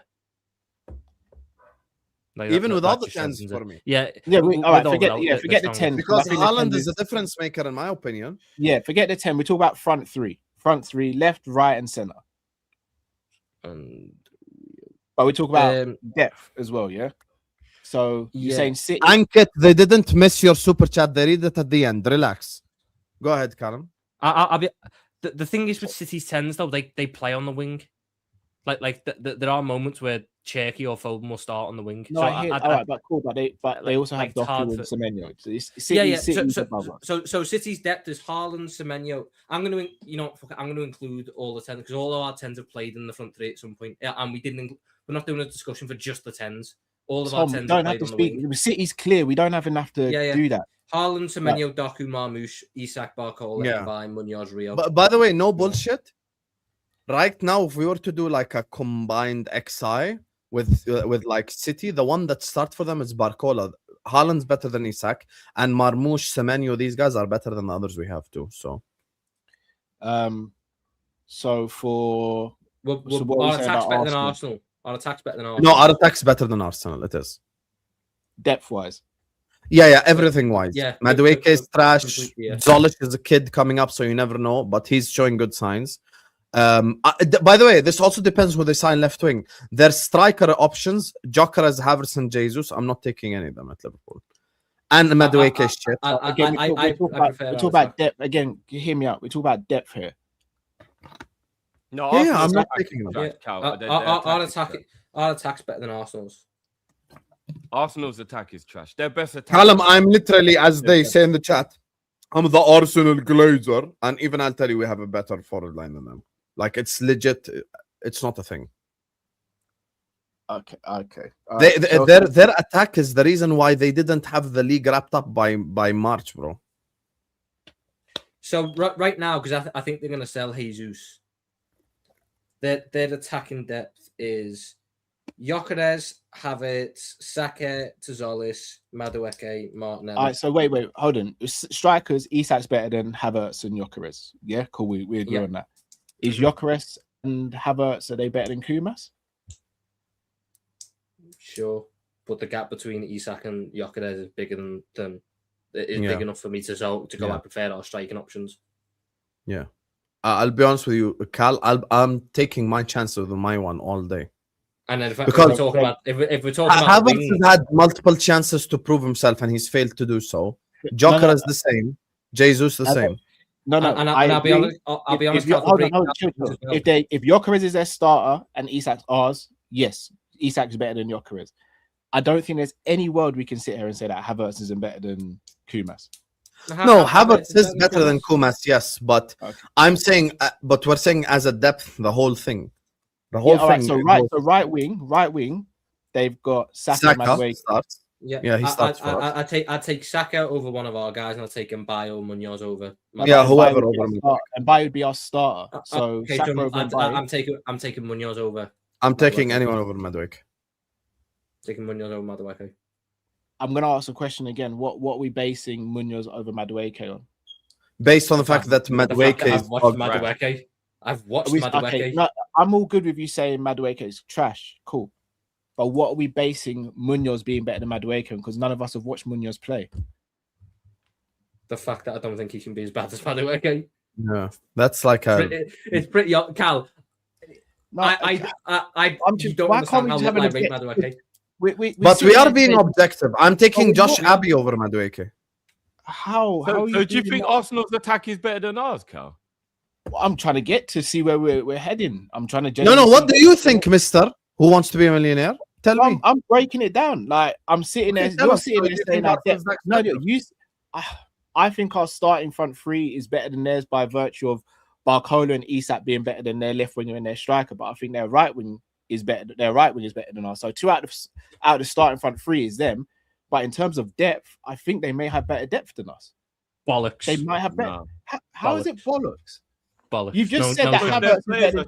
I'm supposed to be the Arsenal Glazer on stream. Their backup is Havertz, Madueke, and Martinelli. That is bin juice. Cal, we win the left-hand side. Barcola and Rio over their left-hand side ones. Do we agree? Yeah, I'm taking my entire left-hand side. No, I'm saying the whole left-hand side. Callum, the whole one. Barcola and Rio over Martinelli and Zolis, correct? The entire left-hand side wins. As of right, I don't know much about Solis. Yeah, but we're doing as of right now. Yes, I'm saying left-hand side, yeah. Okay. And when you go to the right-hand side, Saka is better than whoever we have, whichever one you want, no problem. Yeah. Okay. Isak is better than whoever they have as starter jokers right now. Yeah. Okay. Now the backup, I personally, under no conditions would I take Madueke. Under no conditions, to the level where, yes, I would rather take a risk on a youngster, of which even Arsenal fans themselves agree, and Arsenal fans will tell you they'd rather play Daumen over Madueke. A lot of them. Check this then, guys. Check this. This is where we're being unfair and disingenuous. We're all sitting there saying we take Rio over Zolis, right? Because he's unproven. We say Zolis is unproven in the league, right? No, I'm not taking him because he's unproven. That's not what I'm taking it because Rio's better. Because Rio's better, that's why. Have you guys even watched Zolis play? Yes. No one watched Belgian League. So how are you saying this? What are we doing here? Can't we just on a real? Can't we just have a normal football? Can't we just take bias out of it? Let's have a football conversation. I am taking bias. Hold on, wait. I've literally just said we've all sat here and said Rio's ahead of Zolis because none of us have watched Zolis play. That's correct, right? I've seen him. So Rio's a better winger. So by the same virtue, how can we say that Munoz is better than Madueke when none of us have watched Munoz play either? The comparison is not Rio and Zolis. The comparison is Rio and Martinelli because Zolis is the starter. Zolis is being compared to Barcola, so we're taking Barcola over Zolis. I'm not being funny. That kind of makes it even worse then. Because what's Rio done to say he's better than Martinelli right now? Have you Martinelli got one fucking goal last year? Oh my god! Would you swap Martinelli for Rio? Oh my god! Wow. Honestly, Drift. Honestly, I wouldn't swap them, no. But bruv, I can't sit here and just be like, yeah, Rio's better than Martinelli. Never call me an Arsenal Glazer, chat. And you know what, barely played football. What we do? Martinelli barely played. Martinelli barely played last year. Martinelli barely played last year. Here's my argument behind it, Cal, to maybe make it a bit easier. When we're talking about the semantics of who you think might be better out of Rio and Martinelli, maybe it is close and it isn't even like a done deal who is the better one or whatever. But when you think about the starters and you think about the gulf in quality between Barcola and whoever they play and Isak and whoever they play, it marks out to make us better even when you have to find, maybe Rio or maybe Martinelli, because they don't even remotely have anything close to Barcola and Isak. They are But light we're years talking- ahead of we're whatever talking they've about got. depth still as well, though. No, but that counts, bro, because if we're talking about who's got the best front five or whatever, then the quality of the players is very much important. And Isak and Barcola is light years better than anything they have. Light years, but it's not even close to what they've got, bro. So that's why it evens out. Even if the other players are a little bit, oh, maybe would you do that? Or maybe would you do that? Would it be Havertz or Munoz? Bro, they haven't got anything close to Isak and Barcola. Both those players would walk into Arsenal team and everyone would go, oh shit, Arsenal's going to win the Champions League. They wouldn't, but Saka walks into our team. Yes. Yeah, And none he of us have does. argued that. None of us have, but that's only 1 out of 6 attackers. If you're breaking it down and going, each position has 2 players. In my opinion, we get 4, they get 2. They get the starting right winger and the backup striker. We get both left wingers, the starting striker and the backup right winger. Yeah, I agree with that. Today's stream has proved that I'm not even negative. I'm actually so positive. It's unbelievable. I'm tired. Hassam, do you want to know the worst thing about today's stream? We've agreed with each other the most out of anyone on this panel. Yes. And actually, Callum, let me explain to you my logic, and this is my legit logic. And as you've seen, I've already applied this stream. The reason why I edge City's one over our one is I fully believe having one player that is such a consistent, proven difference maker puts you above. Now, what I mean by that is Manchester City, Erling Haaland. The reason why I'm taking City's attack over ours is because some people in the chat, like Aki has already done it. Are you kidding me? I'm not taking Doku and blah, blah, blah. Yeah, but that's not the point. When you have Haaland on the pitch, it's a magnet. You know what? You know, we actually should be the fan base that understand this the most. 2 seasons ago, we had Salah up top on the right-hand side, and he used to get marked by 3-4 players, and that gave space to the likes of Donkey Kong, and to the likes of Diaz, and to the likes of Gakpo, and to the likes of Jota, RIP. Jota scored important goals. Diaz scored important goals. Gakpo scored important goals in good spaces. Nunes missed. But at the end of the day, having a player like that that's a difference maker allows you to have a magnet on the pitch that attracts players and gives spaces to others. If I were to take the choice of like Haaland, Marmoush, like Savinho, Doku, Semenyo, I might not necessarily rate Doku and Semenyo and Savinho higher than the rest, but because Haaland is so above and beyond, and he's so triggered when Drifty said, let me finish, please. That's why I got triggered when Drifty said, yeah, but if we get Isak back to Newcastle, you know, he can talk to Haaland. The reason why I disagree with that is we get annoyed at Arsenal fans who compared Saka to Salah, but we're doing the same thing here. Erling Haaland over the last 4 or 5 years. Please let me land. Please let me land. No, but you've got to add the proper context. You said Haaland is 4 let me times land. better Please than let me Isak. land. So Please. I said no. Erling Haaland for the last 5 years has been a consistent goal-scoring machine. He's still not. I cannot say Isak at his best compared to regular Haaland, because Haaland at his best probably smokes all our forwards put together. If we're talking about Haaland at his best, if all our forwards score 50 plus goals, then wow, they've had a great season. Haaland can do that by himself in all Nobody's comps. denying that. Yeah, but that's the thing. So that's why when we're making these comparisons, we've got to be honest and objective. And that's where I think Cal is going the other way, meaning there is no scenario on the planet where I am taking or considering taking, even for depth, any of Madueke or Havertz or Martinelli or Jesus or any of these. I'm not taking their forward line. I'm talking about our. I'm talking about our front line. Our front line has 2 players that are on the edge of being difference makers. They're the tier just below Haaland. Like if Haaland is the A-star, A+ level, Isak and Barcola are in that A category, you know, they're in that A category. So that pushes you above certain teams. Yes, they might have multiple players who are B+, B-, C+, but having that A-level category player attracts players on the pitch and creates spaces and gains the respect of the opponent.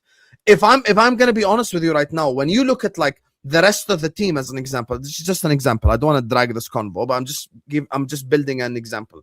If you look at the rest of the team, like Arsenal's like keeper situation, defense situation, midfield situation, they're all better than ours. If you include availability and all that stuff, no problem. But when you get to the forward line, as much as people say Arsenal Glazer and all this shit in the chat, their forward line outside of Bukayo Saka is legitimately all replaceable mid-tier level players.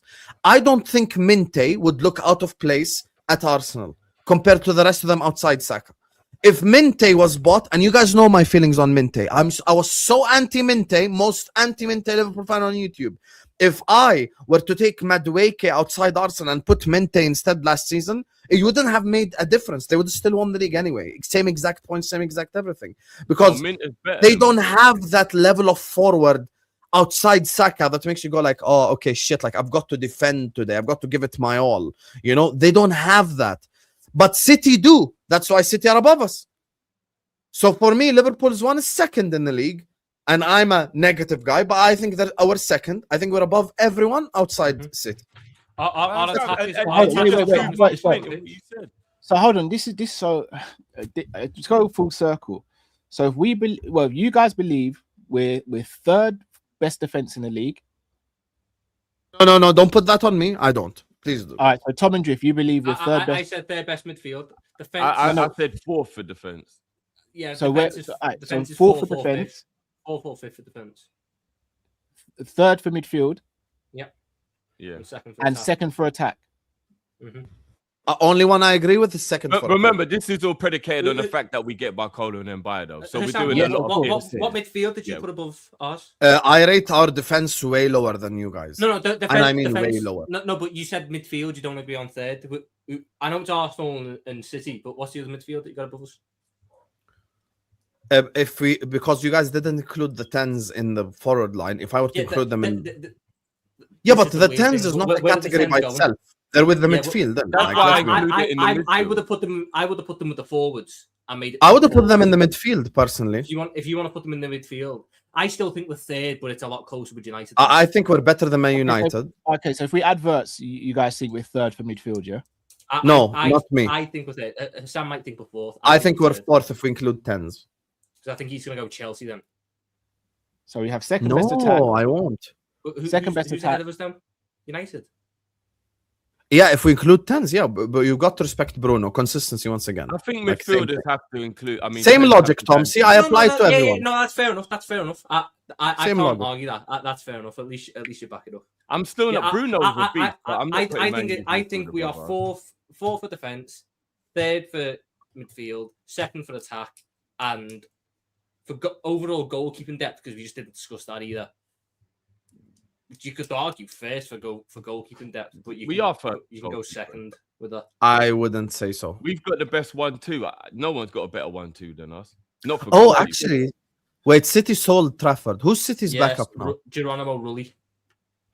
Yeah, I don't know who that is. Rulli. You remember the Villarreal keeper from when we played him in the semi-final? Oh, that's such a long. Why the fuck isn't he like 35 or something?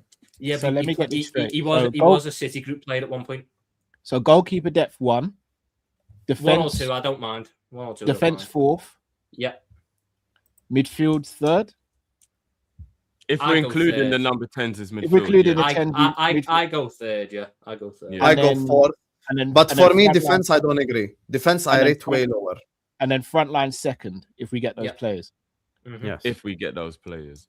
For me, defense, if I were to properly analyze it and look at all the teams, I would probably go as low as like maybe 6th or 7th. Ooh. I'll be honest with you, I don't rate our defense at all. Hold on, Hassam. So we know you put our defense above Tottenham's though. So let's not go there. So you're going Chelsea above ours. You're going United above ours. Yes. For defense, their fullback situation is a lot better than ours. And Delict Lissandro is good centre-back partnership too. And they've got Aiden Heaven, who's played a lot of games. And you know, Delict's out for months, so it's Maguire and bloody... and guess what? Maguire is a serviceable Premier League centre-back. He's not sexy, he's not amazing, but he's serviceable. He's a B-level player. If you want to rate Martinez, and that's your business, bro. Chelsea is better than ours in defence. Chelsea, I'm more willing to hear that argument with. I don't know about the left-back. But the rest of it, you can certainly. Aston Villa. Aston Villa's defense isn't great. Think about it. They've got Ian Maatsen at left back. Maatsen and Digne. Digne's left. Digne's at PSG. Who's the other left back they got? No idea. Let's do this No properly. idea. Aston Villa Centre squad backs is Conce, starts for us. Torres. Probably starts for us. Cal, do you know what I think the common theme is that I'm Conce, noticing? Torres. How Lindelof much is people Lindelof the third underrate choice, Liverpool's and players. Tyrone Mings. I think it's the Matty opposite. Cash, right back option as well. Yeah, To Matty say Cash is things like alright. Man United and these teams have got better. I don't know. Maybe I'm by myself. I'll be honest. You're I saying think- you don't know. Our defense was supposed to be amazing with Konate staying and then buying Jake on top of that. Now, guess what, buddy? Konate left. Who did your owners replace him with? Araujo. Did I choose that? No, I didn't. I said, let's go get Lacroix. But it's about availability. Or with whoever Ronaldo, centre not back is a talent. proven player. And also, Van Dijk is 35, and I apologize for not wanting him to play 38 games. Leone is 17 because it's all good and well. We sit here and go like, ha ha, Harry Maguire, ha ha, Alessandro Martinez, ha ha, Leone is 18 coming back from injury. Jake is coming back from injury. Haha, Van Dijk is 35. And haha, Gomez is injured already. Yeah. And haha, Araujo is a bozo. Ask all the La Liga fans. No, he's And not. haha, how did Kirkes play last season? He's not. And haha, how did Frimpong play last Yeah, season? but Hassam, Haha. you just had a whole conversation with Cal Just- about how Martinelli's crap and Madueke's crap and all that. You wouldn't swap them, and now Yeah, you're I going to just say tried now that you're going to therapy rate for people defense. like Martinez, who's been how long's he been called Pat Butcher and dragged and all that. I'm not What being we funny, doing, Sam. If like? you're sitting there if you're saying that Araujo is a bozo, then you've got to say Maguire's a bozo. You got to say Martinez a bozo as well. I Martinez actually is don't a think bozo. I don't think think Araujo's Maguire's been a bozo. bozo for a while now. Araujo's not a bozo. All right, in terms of Jay, my volume is always going to be on 100. Don't listen if you don't like it, bitch. can I Go just ahead, stick with Cam. attack quickly? Could you not arguably say that there's a comparison between our attack and Man United's attack? There's a comparison, but we win it. There's a comparison, yeah. But we win. There's a comparison between our attack and there's a comparison between Chelsea's attack. But I think we edge both of them. But it's a lot. If we spent so long on the Arsenal one, if you'd have brought those ones up, they would have been closer. I didn't get a chance to. That's why I'm bringing it back now. United have got up front. I think we're better than Sesko. The backup. Diallo had a shit season. He had like 2 goals. I'm talking about backup striker here, Sam. I really don't rate Xerxes. I don't like Xerxes either. Is that You is tell that- me take Kumas over Xerxes. I'm taking Kumas, bro. I wanna Yeah, feel like like- we Left started wing with that. is Mateus Cunha and Patrick Dorgu. Cunha's real good. did you I just say rate take Cunha. Kumas over Xerxes? However, I'm taking Barcola Yeah. over Cunha. I'm not. I don't think that's far fetched between Xerxes. Xerxes has been fucking dog wank since he's Yeah, joined. Xerxes had so many opportunities and So he looks hold like on, shit. Kumas is now elevated based off pre-season. No, Kumas is elevated because I'm not you're saying elevated. Kumas is I'm elevated. elevating I'm Kumas. bringing him. I'm bringing Xerxes down. Not Yeah. elevating Kumas. I'm bringing Xerxes down. Yeah. I can't Xerxes control my is emotions, but you spend every week bitching about something else, Jay. You Get know what? over it. Lower your I'm volume. gonna Lower call your this- phone volume and Xerxes stop being a belongs- pussy. I'm gonna call Pussy. this out. You see, if the roles were reversed and we were starting to, and we heard other teams speaking about their young players or players who barely played in their starting 11 or in their squad, comparing them to our players, we Yeah. would lose it. Not But if, we're not doing if the that exact player same was thing. No, we Xerxes. would. No, we would. Not if that player no, was we would. Xerxes. Yes, we would, because we've done it in the past. We've done it in the past. Even when Yeri was compared to Szoboszlai when he broke through and all that. If we heard what Because we're Szoboszlai's saying actually about fucking other teams, good. let me land, Tom. Let me land. If we are heard other teams saying what we're saying is crazy right now. We're sitting there talking about Xerxes and Kumas in the same conversation. How many games has Kumas even played over the last 3 years, guys? Do you More guys than even know? Xerxes. Yes, I can tell How you. many 'cause goals Kumas- has he scored in? How many goals has he scored in the last 3 years? I'll tell you. Why how many can't we games have a Kumas has genuine played. on a real? Why can't we I'm just have a I'm genuine finding conversa- the. No, I'm genuinely. finding Why the can't we stats. just have an objective conversation? I don't like Man United. I don't like Arsenal. I don't like all So, these so teams. how do surely- you know it's not objective what we're saying? Yeah, why is it not Because objective? That's what are you like- basing this off? What are you basing Kumas I'm being basing Xerxes this off? off Xerxes. Okay, can I tell you what I'm basing this off? I'm basing this off Xerxes playing multiple times over the last 2 years and not performing well. That's what I'm basing it off. Okay, and So- so I'm gonna. So someone can be crap. That's absolutely fine. I'm not sitting there saying Xerxes good. I think he's rubbish as well. Great. So you're But asking me crap or unknown? I'm choosing unknown. How's that crazy? Because it makes no. You're saying that I'm not saying you. Tom said there's not anything between them. Whoa, when did I say that? What did you say then? I said if you ask me, I would prefer Kumas, probably for the same reasons. Kumas has played more in the last 2 years than Xerxes has, by the way. He's played more football. Xerxes in the last 2 years has played 2,900 minutes. Lewis Kumas has played 3,800. In that What time, level? Championship. In that time, Xerxes got 10. I went back to the Serie A there. So 10, 11, 12, 13 goal contributions in the last 2 years. Lewis Kumas in the last 2 years has gotten 4 and 9. 13. They've got the same amount of goal contributions. And one's done it at a higher level. I mean, yeah, to a degree. I wouldn't say done To it. a He's got degree. numbers at a higher level, but I wouldn't say he's done it. He's underperformed massively at this level. That's why they don't rate him. I'm not disputing that. Cal, someone in the chat just said something. That's a fair point. You said you would rather play Dan's than Nunes. Doesn't that apply to exactly the same thing you're saying about Xerxes and Kumas? Yeah, but I never once. Hold on, but I never said once that Dan's was better than Nunes. I said I didn't want to play but Nunes. it's still anymore. the same principle, though. No, it's not. It is It the is same because- principle. It's exactly How because is- we're it's saying not we the would same- not swap Come on, Kumas. The But- principle is unknown and crap. I'm choosing unknown over crap. My energy is the same the whole At the stream. time, technically is the oh, same guys, thing. you're being silly and disingenuous now. At Drifty, the did I time- not do the same thing for Madueke? See, I'm No. the same everywhere. Same logic consistently across the whole league. You give me a crap player and unknown player, I'm choosing the unknown player. The No same problem. argument. It's not even It is remotely the literally same. argument. It kind of All right, is. cool. Watch. All right, wait. Watch this. Who's better, Gomez or Konate? Who's better? Konate. Konate? All right. Didn't I last season say that I would have dropped Konate at one point and played Gomez? None of No, them no, are crap but and none of no, them No, are wait. unknown. Wait. Did That's I not say the that? same Yes or no? logic, though. Of course it's not, because it doesn't suit the narrative. No, No, because no, that's that's from an the- argument. If we're talking Neither about, of them we're are talking crap about- and neither we are of them are talking unknown either. We're talking about form and at the time. When I said I would play Jaden Dans over Darwin Nunes, at the time, Dans had come off the back of scoring a brace in an FA Cup game. And at the time, Nunes was missing chances galore. So I said I'd rather give a chance to Dan to see how that goes at the moment, because what I'm seeing from Nunes right now is a player who can't hold up the ball, is misplacing passes and missing easy. yeah, but Cal, and let's open- be honest. You No, would let me also land, keep please. Dan Let me land. Nunes in general, though, No, let wouldn't me you? land. So not once did I say Dan's is better than Darwin. I want Dan's to play all the time. I said at the time, which is very, very fair, that at the time Nunes is in really bad form. Therefore, I'd rather see someone else get a chance. In the same way we said last season, we'd like to see Calvin Ramsey get a chance at right back. Why? Because there was injuries there, and Szoboszlai was playing there, and we wanted him playing centre midfield.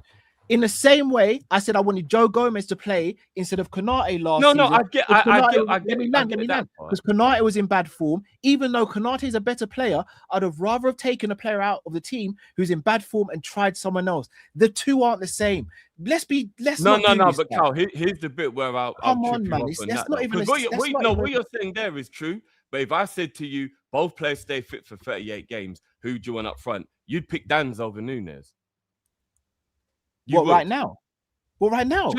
Just in general, if I said both players will be fit for all 38 games, who's leading the line for Liverpool? You'd pick Dan's over Nunes. No, I wouldn't. I'd pick Nunes. How are you telling me what I'd pick? I'm not going to tell you a line, but I don't believe that. I don't believe the way you hate Nunes. I don't believe that at all. So hold on. You've asked me a question. But Callum, I'll give you've you- changed No, the I'm not saying argument. you're lying. I'm just saying I don't believe. How You've have I changed changed the the argument argument? from what it initially was, though. No, the argument is not changed. You guys said that you would take Kumas over Xerxes. So I said based off what? Because we're not talking about form now. We're talking about on paper who's potentially the better player and who could potentially go on to do something. We're this not season. okay. We're not talking about form So what either are we because you're doing going down. You're going down a hole that we have not dug anyway. We're Bro, I saying. just got told I would start Dan's over Nunes. Therefore, that's the same logic as you Let me guys. explain started it Kumas to over you. I said I'm choosing the unknown Yo. over the crap in every scenario. If there is a crap player that you're offering versus an unknown player, there is a possibility that Kumas turns out to be incredible, and there's a possibility that Kumas turns out to be shit. The difference is I already know that Xerxes is shit. That's it. So the reason why we're choosing Kumas over Xerxes is because that's a risk I'm willing to take based off the fact that Xerxes has been dog shit. It's very simple. It's the same logic I used for Madueke. What has Munoz done to prove that he's been better than Madueke? He's done nothing. But guess what? Because Madueke is shit, I'm willing to take a risk on an unknown player that might turn out to be a lot better, might turn out to be a lot worse. But it's a risk I'm willing to take because I already know that Madueke is shit. It's the same logic with Nunes and Danz because I would have said the same exact thing. The reason why I would choose also myself to start Jadon Danz out of Darwin Nunes is because Jadon Danz is the unknown and Darwin Nunes is trash. So I'm choosing the unknown over the trash. Let the unknown player play, and guess what? He might turn out to be way better than the trash player. He might turn out to be just as trash, but it's a risk I'm willing to take. Would I take Xerxes at Liverpool? Hell no. Would I take Sesko at Liverpool? Hell no. Madueke, all these Martin and all these trash-ass players. I'm not taking any of them. I would only take the players that are of a certain level, whether it be on the eye test or the stats or whatever it is. And the players that are trash already, I'm not taking them in my team under no circumstances. I don't care who the comparison is.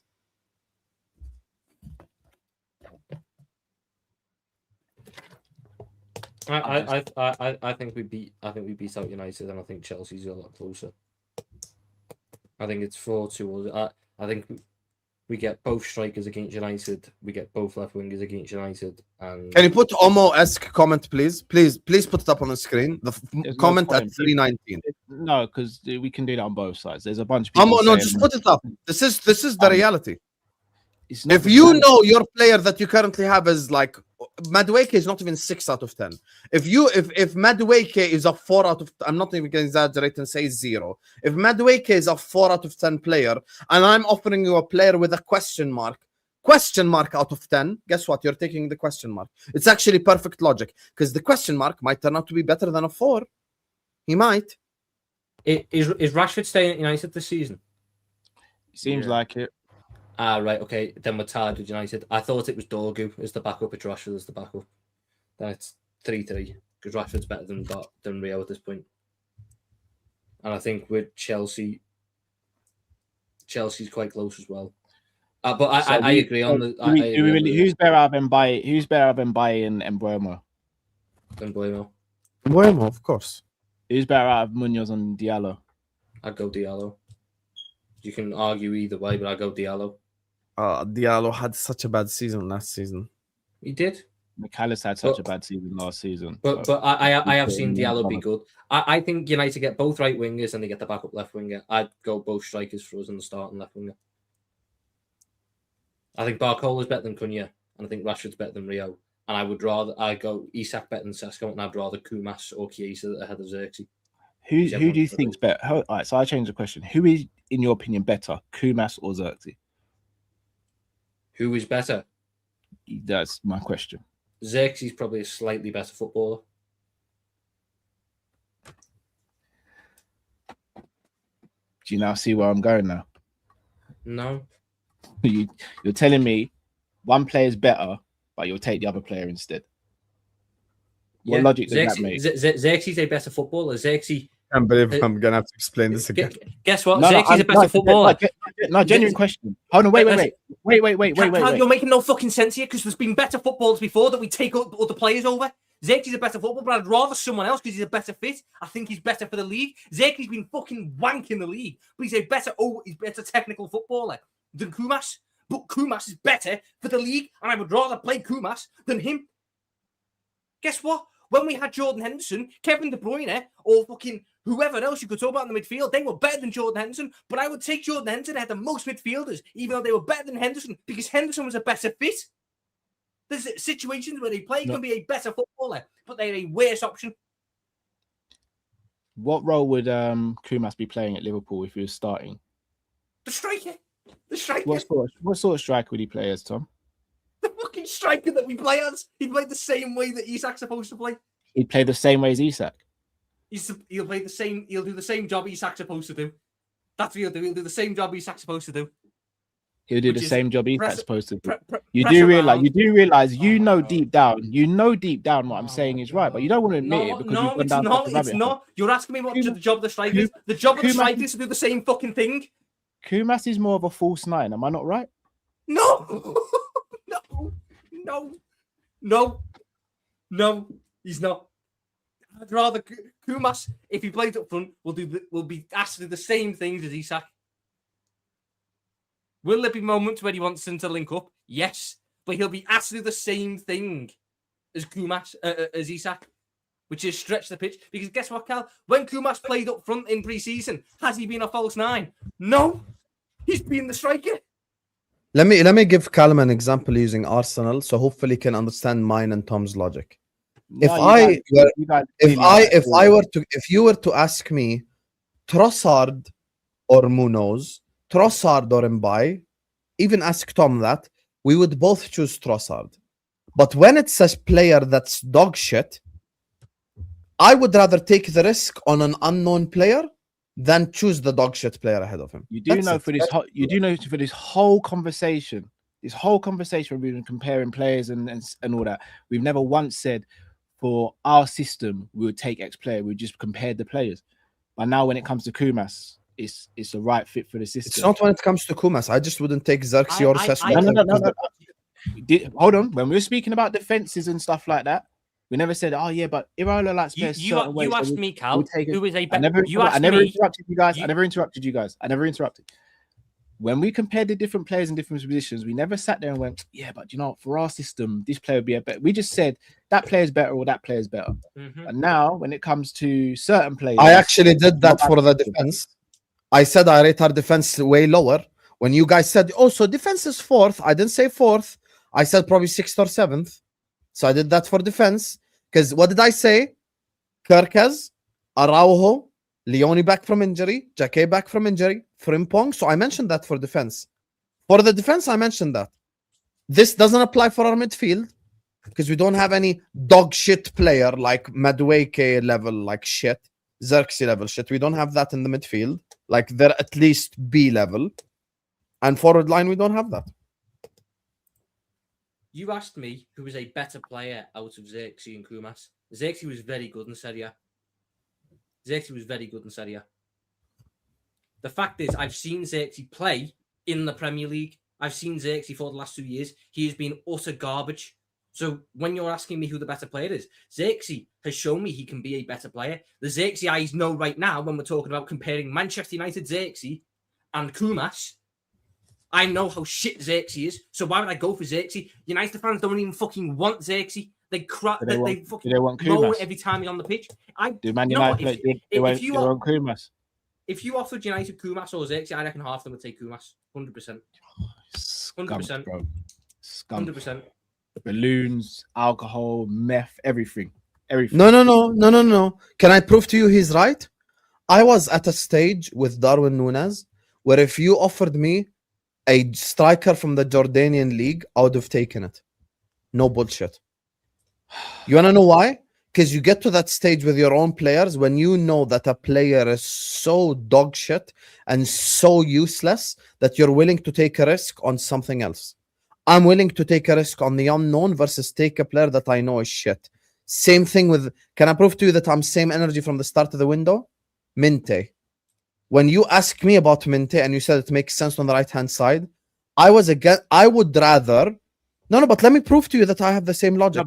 I said at the time, I would rather play a left winger on the right-hand side than play a player that's that shit on the right. When you make a statement, you don't add the context. I didn't say Minter would make sense for the right-hand side. I said he would make more sense than playing Szoboszlai there. Please add context. Callum, that's the most irrelevant part of the whole paragraph I just said. Oh, I'm not calling you out. You missed the point. I'm talking about my own logic. No, I'm saying my logic is consistent. No, I'm saying my logic is consistent. I would take Szoboszlai right-hand side over Minte, yes. That proves that my logic is the same. Why? Because I know Minte is dog shit. So I'd rather take the risk on an unknown than play a dog shit player. No problem. I wholeheartedly agree with that statement. Same thing with Nunes. Same thing with Madueke. Same thing with Xerxes. All these shitty players, I'm not taking at my club. I don't care how much sense it makes. You know the thing with Xerxes, I've just looked it up. Xerxes was third choice striker in a team that had 2 strikers. He was the third. Yeah, they actually played Cunha up top, probably more. He played Dorgu. He played Dorgu left wing, so he didn't have to play. And he played Mbuemo up top too. That's how shit Xerxes is. In fact, yeah, he's probably 4th choice striker. He played 600. Okay, let's ask C2A a question. C2A, you're a Chelsea fan. You've got Liam Delap up top. Would you rather start with Liam Delap or an unknown Chelsea Academy striker? Who would you rather have, C2A? Answer us. Maybe, maybe we've explained it in a different way. Let's ask some rivals in the chat. Would you rather play your own shit players or would you rather take a risk on an unknown? No, because we're sitting there going, it's either you either go with the one that you know is shit or you go with the lad who's somewhat impressed in the league below and is young and you're going... Somewhat impressed in the league below? Yeah. You're funny, we got to talk about the gap post stuff. Let's put. I need to go anyway. Okay, no, C2A just answered, but it's not shown on the StreamYard because he said something. He just said academy striker or I'd off myself. There you go. And I was at that stage with Darwin Nunes. For me personally, I'd have chosen a million strikers at them. Same thing, same logic. Of course, the moderator didn't show it. I know exactly who didn't show that message to. Obviously. So based on what you guys are saying, we've got nothing to worry about this season then. See, now you're being dramatic for no reason. I'm not being dramatic. How do you go from us telling you why Xerxes is shit do we have nothing to worry about? You've been going on at Drift saying Drift's being unrealistic in his expectations and all that. Tom's being unrealistic. Yeah. But if you're saying that we've got the second best attack, we're up there in midfield, defense is the only issue that you worry about. Yeah. But yet we've got the best goalkeeping situation. I never said that. Drifty said that. So let me ask you a question. Where do you think if we get all these players, what should be the expectations for this season? We are a top 4 side. No. What's the expectations? Because top 4 doesn't sound like it's good enough for me. I just answered. I think the expectation is finish 3rd or 4th. Much better football, win a domestic cup. Simple. But top 4 doesn't sound like it for a team that's got the second best attack in the league and Cal, what you're describing is a team that averages out to being... So watch this, yeah? The team that... No, stop. The team that has the second best attack and the 4th best midfield and in my opinion, because you're asking what my opinion, the 6th, because that's what I said, the 6th or 7th best defense shouldn't finish 4th. Where should it finish then? No, but the way you guys are talking about what does the average do for? The way you're talking about, hold on, but the way you're talking about other teams, Madueke's crap, Martinelli's crap, all these other players are crap. They shouldn't be good either. Great. Guess what? In my opinion, Arsenal have the best keeping situation because Alisson's injured for about 15 games. They have the best defensive situation and they've got the best midfield situation. So they're one in 3 positions. You keep on saying you're consistent. You just mentioned Alisson's injury stuff. We never spoke about Isak's injury stuff. Isak could get injured. We never spoke about that. So we didn't spoke about injuries the whole time. So let's stay on topic. Let's stay on target. So wait. I can mention Isak's injuries and I still my opinion. We never mentioned Isak. We never mentioned Isak's injuries once or anything like that. So therefore, if we're speaking about how we're speaking and we're being consistent here, based on what we're saying about other teams and their players being crap and to put your word shit, so what's the worry then? Okay, if they're crap and they're rubbish. Worry for what? Who said I'm worried about getting top 4? And Liam Delap and all these other players are rubbish and all this, then we should finish above these teams because even though they may have more players, their players aren't better, right? That's what I've said all stream. How are you acting like you're catching me out? That's literally what I've said. Why are you? So this is what even though I'm calling out Drifty for saying we can challenge because we're not better than City or Arsenal. Not the rest of the teams. Hold on, but adding in. You do realize football's not just on paper. Drift, hold on, Drift. Adding in the fact that we all think adding in the fact that we all think Iraola is going to do better than what Slot did last season, and we don't rate some of the players out of other teams. Why can't we challenge them?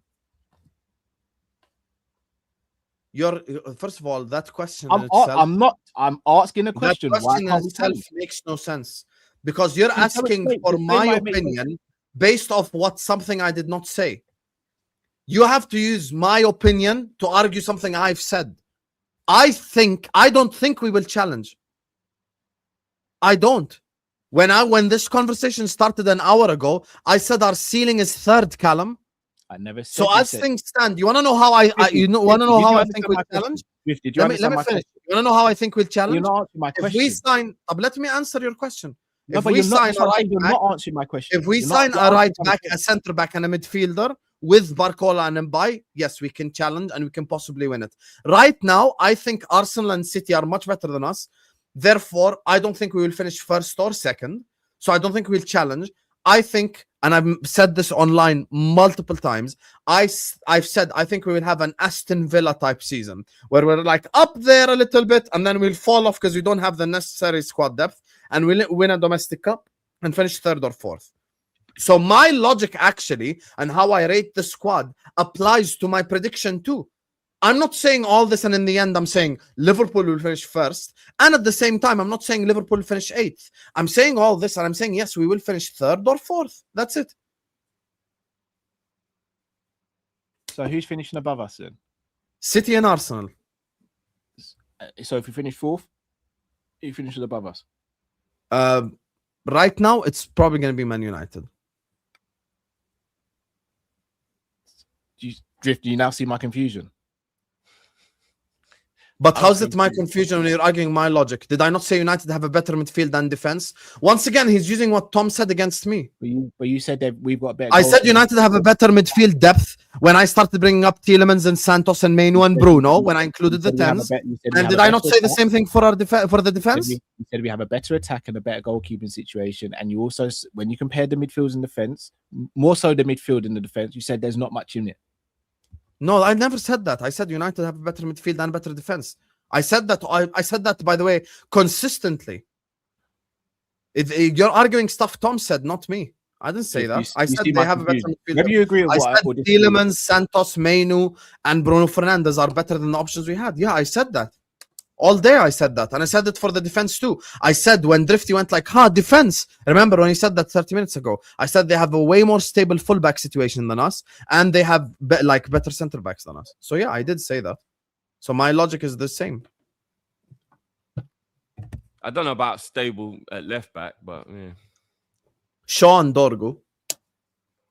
Dorgu gets injured a lot and Shaw is sure. So right back, they've got Mazraoui as an option. They've got Dalot. They're all Premier League players. No, right back, I'll give you right back, but I don't rate their left side though. Centre backs, Maguire, De Ligt, Martinez, Aiden Heaven. Our centre backs are not using your own logic, Sam. I wouldn't take any of those Man United defenders. Not one of them. Fair enough. But our current situation for defense is so bad that I can't rate it high like you do. Because Leone is young and coming back from injury. So is Jake. Van Dijk is the opposite. He's really old. If Konate stayed, I think Konate brings all this together because he brings you the experience, the age, the ability, And to be honest with you, and this is where me and Callum agreed from 3 months ago, when Konate was said to be leaving, I said I don't want to just like any player to replace Konate. I wanted a proven player. So had a proven player stepped in, I would have felt way more confidence about the defense. But I don't feel that confidence now. And God forbid if we've got to play the likes of Luke Chambers or Endo centre back, we get destroyed, bro. Do you rate Man United centre backs as well? Yeah, I do. Which ones do you rate? To be honest, all 4 of them I think are good players. When you say rate, like I'm not saying like A-star level, but they're good centre backs. All right. So for example, Harry Maguire, what would you rate him out of as a defender out of 10? Harry Maguire is a serviceable Premier League centre back. Like he's a 6. So on that logic, would you not potentially rather start Jake, who's the unknown, over someone who's just a 6 out of 10? No, but Maguire is not shit.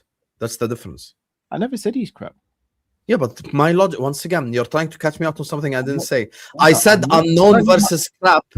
I would choose unknown. But Maguire is not crap. Maguire you think I live my life and try and catch you out? because I've got better things No, to do. no. You're doing this as the host of Kop-Ish. I understand. I'm Stop, saying, I'm asking the question. I'm trying to get you. okay, to and I've understand. answered it. Maguire is not shit. Okay, so I'm saying, who's to say that Xhaka isn't better? Who's to say Xhaka isn't better? And Jackie it's could be 7 on better, 8. but he's coming back from injury, and we haven't seen it. So you'd rather. I'm not go- saying Jackie is not better than Maguire. That's not what I'm saying. I said all 4 of their centre backs, none of them are trash. None of them are Madueke level for forward or Nunes level or whoever. Well, they're not like that bad. You know, they're 6s, 6.5, 7. Like Aiden Heaven has played multiple games. He's a 6 out of 10. Maguire is a 6 out of 10. Lissandro's a 7. You know, Delict is like a 7.5. These are their centre back options. So their centre back options is not like dog shit. None of them are crap. They're serviceable Premier League players. Fairs. All right. Jiff, anything you want to add? No, that was crazy. You know, the 2 things we're actually supposed to talk about, we ain't even spoken about. I think we should all agree that this is Tom's fault. I honestly, I'm just gonna say this and then read super chats. I wish genuinely that we could just have objective football chats and leave the bias out of it, because the same thing we accuse other fans of doing, we're doing it, and then we moan when other fans do it. It does frustrate me. We can do the whole, yeah, we love Liverpool and all this. I love Liverpool as much as the next Liverpool fan. But if we're not gonna have these objective conversations, I don't kind of understand it. I don't get why we can't say that even if a player plays for another team and we might dislike that team, that we can't just go, yeah, that player's still good. Though. Tell that to your buddy in the cap who thinks we're going to win the league. You're the exact same, Hassam. You're literally the exact same. No, I'm not, because I don't think we're going to win the league. You I said no. all this, and then I said we'll finish 3rd. My logic is consistent, no problem. But you've also said stuff about other players, and that's not based in fact as well. So yeah, guess what? This is you drifted not physics and chemistry where we're applying laws of thermodynamics. We have opinions. I personally think Xerxes is shit. I think Madueke is shit. The players that we have put in comparisons are dog shit players. Therefore, I'd rather take an unknown ahead of them. You might think Maguire's dog shit. That's your opinion. Based off what I've watched of Maguire, I don't think he's dog shit. I think he's a 6 out of 10 serviceable Premier League defender. He's not shit. He's just your run-of-the-mill centre-back. He's just like that. So, yeah. Heshank, to answer your question, who gives a F about other teams, Kyle? Talk about us. We have to speak about other teams because we're playing in a league and competition. Like, we're not in a one-team league. There's 19 other teams in the league. Hence why, if we're going for a league, you want to have better players or a better coach or better systems than the teams you're playing against to give yourself a better chance of winning against those teams. Hence why we have to speak about those other teams. Like, again, I don't know. I'm gonna do the petty thing, Hassam. How's it ear torture for Callum to tell you we have to speak about our competition? But when we start winning, Hassam, That's strange. I'm gonna do the petty toxic thing. You're not allowed to enjoy it, bro. You don't think we're good. You're not allowed to enjoy the wins, bro. When we start winning, what? When Liverpool start winning, I don't want to see no smiles. You're not allowed to enjoy. When did I say we won't win games? I said we'll finish. No, I'm 3rd. just being petty. I'm just being stupid. Yeah, I said we'll be up there until March. No one who doubts Liverpool is allowed to enjoy this season. I pray that we sign the players that we need, but with Araujo coming in, I think the centre back dream is out the window. Spence gone. I can't see us signing a right back. Midfield, you already said it earlier. Nioni will be the Jones replacement anyway. So, yeah, I doubt. Tom is out here telling you 3-4 players. I don't see it. I'm sorry. I promise you one thing. Araujo is going to be a lot better than you think he is. Let's pray.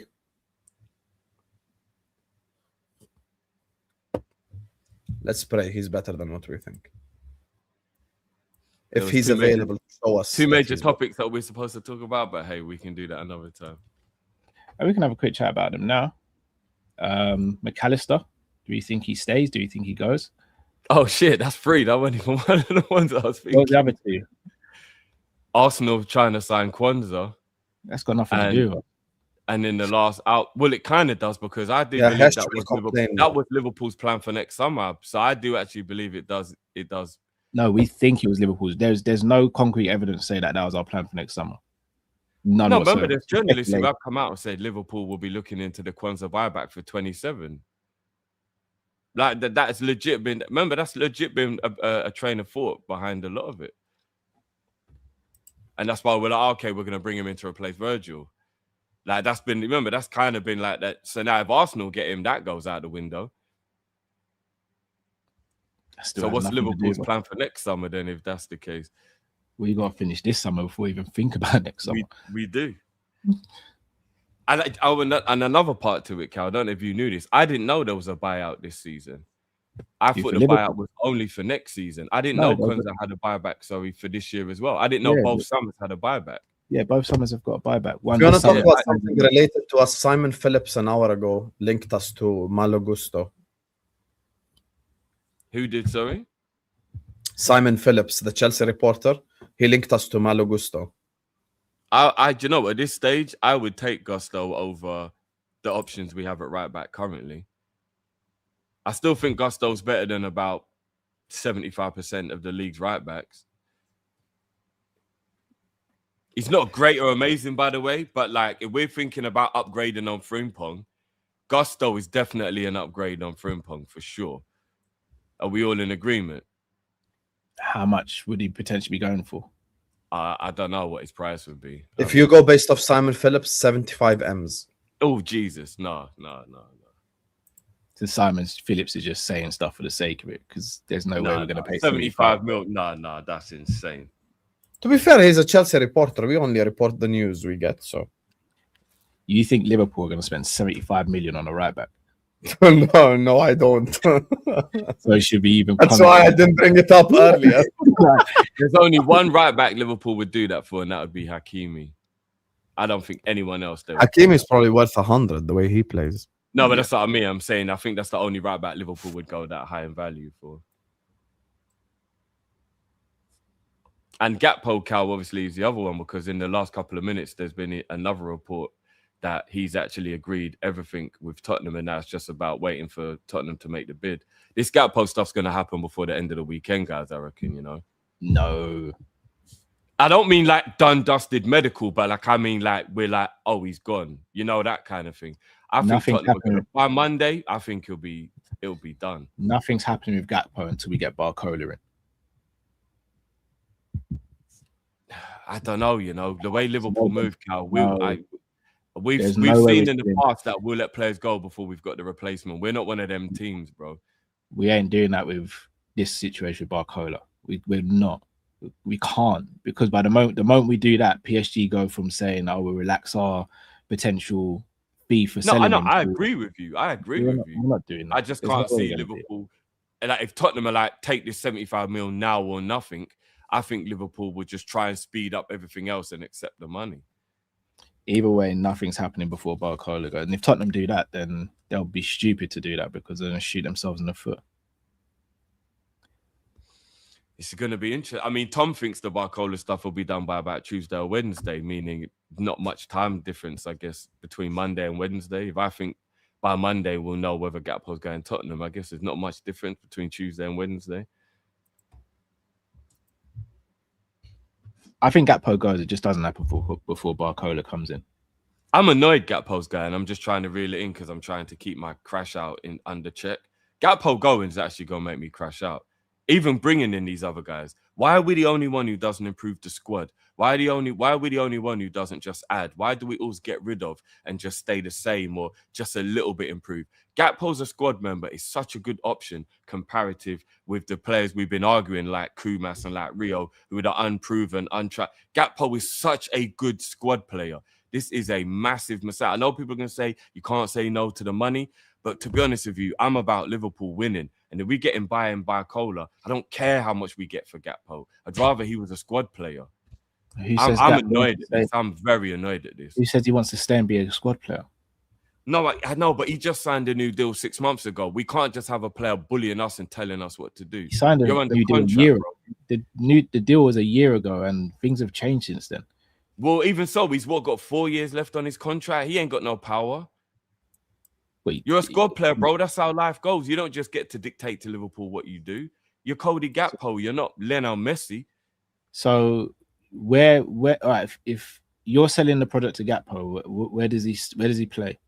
And that's the thing. If you're going to have a conversation with him, it's an honest, good, nice conversation, not as raggo as I just said it, where I'm just annoyed in the moment. You will sit him down and be like, Cody, brother, you're a very good player. You have skill set that will massively be useful in different games. You're not going to be guaranteed week in, week out, but nobody in this squad is. I'm going to be playing people on merit, and I'm going to be playing people depending on the opposition. You are definitely going to play about 30 games or more in this season. You're not going to be on the bench getting no minutes. You're going to play, but I'm just going to be figuring things out, and I'm going to be rotating, and we're all going to be part of one big happy attack. That is how you sell the project to Gakpo. You don't sit him down and go, look, buddy, we're buying Barcola, so you're back up, deal with it. You know what I mean? Because that's fucked up. No one does that. But he's also not stupid. You do it in a way, man. Do you know what I'm saying? But Gakpo's not an idiot. If you're bringing in Barcola and everyone's speaking about Rio and everyone knows how highly Rio is rated, then automatically it's going to say, okay, so Barcola's coming in to start because he's better than me. And then I'm going to be battling with Rio, so that I could potentially be third choice left winger. I can't play on the right. And at best, he'll play down the middle. He'll definitely play down the middle. At best, he'll be second choice striker. At best. Yeah. No, but Cal, this is how we build squads, remember? We could put this logic to every scenario. When Arsenal go and buy like Kwanzaa, for example, what they're going to tell him? They're going to tell him, you're not going to be playing over Saliba and Gabriel. No, they're not going to tell him that. He knows it, though. He knows when Saliba's back, I'm back on the bench. Yeah, and he might accept that. He used to say Gakpo's going to accept it. So this is what I'm saying. So if you talk to Gakpo nicely and you have a proper conversation as a personable man manager, there's a world where you can get Gakpo to believe that he's still got a place at Liverpool. Do you get what I mean? You can. If you're a good manager, that is how you squad build. It ain't just, you're not going to be a first teamer, so you can go. Because I want people at the club who are good enough to believe they should be starting. Does that make sense? I don't actually want anyone at the club who's like, I'm not going to argue about this because I know I'm not good enough to play. I want players who are like, I should be playing, and the manager's got the skill to convince them and work around it to keep them. He might just want to be a starter. Where do we go? It's the same thing with Curtis Jones. I think Curtis Jones and Gakpo want to be starters. I can't begrudge them for that. If they've got ambitions of being a starter. I think a lot of Curtis Jones is feeling undervalued in the wages we're being offered, but that's another conversation. Do you think Curtis Jones is worth 200k a week? I don't, but when I look at the way other people are being paid, I can't be mad at him. Gravenberch gets 280, Gakpo gets 250. I actually can't be mad at Curtis Jones for wanting 180 or more when he's watching some of the other players get nearly 100 grand more than him. That he has outperformed at times. I can't be mad at him for that. Gakpo's on Gravenberch on 280. I cannot be mad at Jones winning 180 to 200. I can't. But just because Grab's on that amount doesn't mean you bring the rest of the squad up. No, but what I mean is from a Jones point of view, where he's looking at and going, if you're talking about the longevity of your career versus mine at Liverpool, I've performed longer than you have. And then you've got that bumper deal, and now I'm not being allowed to have a bumper deal. I can get his grievances. I do understand Jones's grievances. I'm not saying I'll give him 200. I'm saying I understand his, and apparently he's going to be getting 200 at Inter. So good luck to him. Good luck to him. I'd love to keep Curtis Jones, but I can't justify giving him 200k a week either. You know, before we do supers and wrap up, Callum, the reason why I can like justify it is what Drifty said, and I had this conversation on the channel, and you agreed with me 2 months ago. Big up to Mickey, who was in the chat. He was like, yeah, but why do we care about wages? The reason why we care about wages is situations like this. When you decide to put your balls on the table and give Gravenberch that much money and give Gakpo that much money, you are going to get Curtis Jones knocking on your door and asking for that much money. It's the reality. You know, had it been like, and this is why, as an example, we all wanted Salah to get the money and Van Dijk to get the money. Why? Because they proved it for 7 to 8 years. We decided after Gravenberch had 6 good months, and God knows why with Gakpo, you know, to give them 275, blah, blah, blah, 250, 285 grand a week. So if you're in Jones's position, you're also knocking on the door asking for 200. And based on the way that they performed last season, he deserves it. Because he was better than both of them. You can make the argument, actually, he was better than both of them. Yes. Big up to Josh says, big up gents, PSG got their guys, we'll get our guys soon. I've always maintained there is no need to panic. Jarrell Kwanzaa, stay in Bayer. You're coming home soon. Just quickly on Kwanzaa. If we signed Kwanzaa back, would he be the starting centre back for you guys? Yes. Currently, yes. So you'd want him to be the Virgil replacement? No, he would start next to Virgil. Okay, I'll phrase it better then. The whole talk was we might get him next summer when Virgil's contract runs out. Would you guys be happy for Kwanzaa to be the Virgil replacement? I don't think he's good enough to be a Virgil replacement. But I definitely think I would definitely be happy if he was one of two players that came in after Virgil left. So say Schlotterbeck, just as a random example, was the one you would consider the replacement, and then Kwanzaa came in with him to add extra quality and depth to the defense. That would be what I would want Liverpool to do. Faraz says, I'm so happy seeing concrete links for Gakpo and Mac. Still need some for Endo, Kays and Simicast. Will have no choice but to push Hughes to do his job. I don't see Mac, Endo, Kays or Simicast leaving, personally. Chat Calzina says, no Jones replacement is criminal. Who's the Jones replacement? Naoni. Akira says, better question. Do we need Jones's profile more or Nyoni's profile more? I think actually we don't need either profile. We need something completely different. No, I think you need both because they've both got different skill sets that can be applied in different scenarios. Nicholas says, I just hate that LFC always wait for other teams to do their business in order for us to get one of their players. It really annoys me. Big up, boys. That's kind of how the transfer window works a lot of time, though, to be fair. No, I agree with Nicholas, though. No, like, a lot of other teams don't seem to have to. Like we even let Crystal Palace buy yourself with the Gahey stuff, waiting for their replacement. Like other clubs just go and get their players. I agree with him. I think Liverpool have got to be a bit more boisterous. PSG can't be bullied. I get that, but in general, I think Nicholas makes a good point. Faraz says Sobo doesn't have defensive IQ of an 8. I'm guessing. Grab is not a DM and can't pass. Grab passed in the last preseason too. Maka doesn't have the legs, but we are better. That's just Faraz's opinion. Dan says, who will be better next season, Isak or Wirtz? Isak. I'm just going to be positive and say I think they both just massively improved. Wow, Drift, the fence sitter. Big up to Josh. That's Callum's job.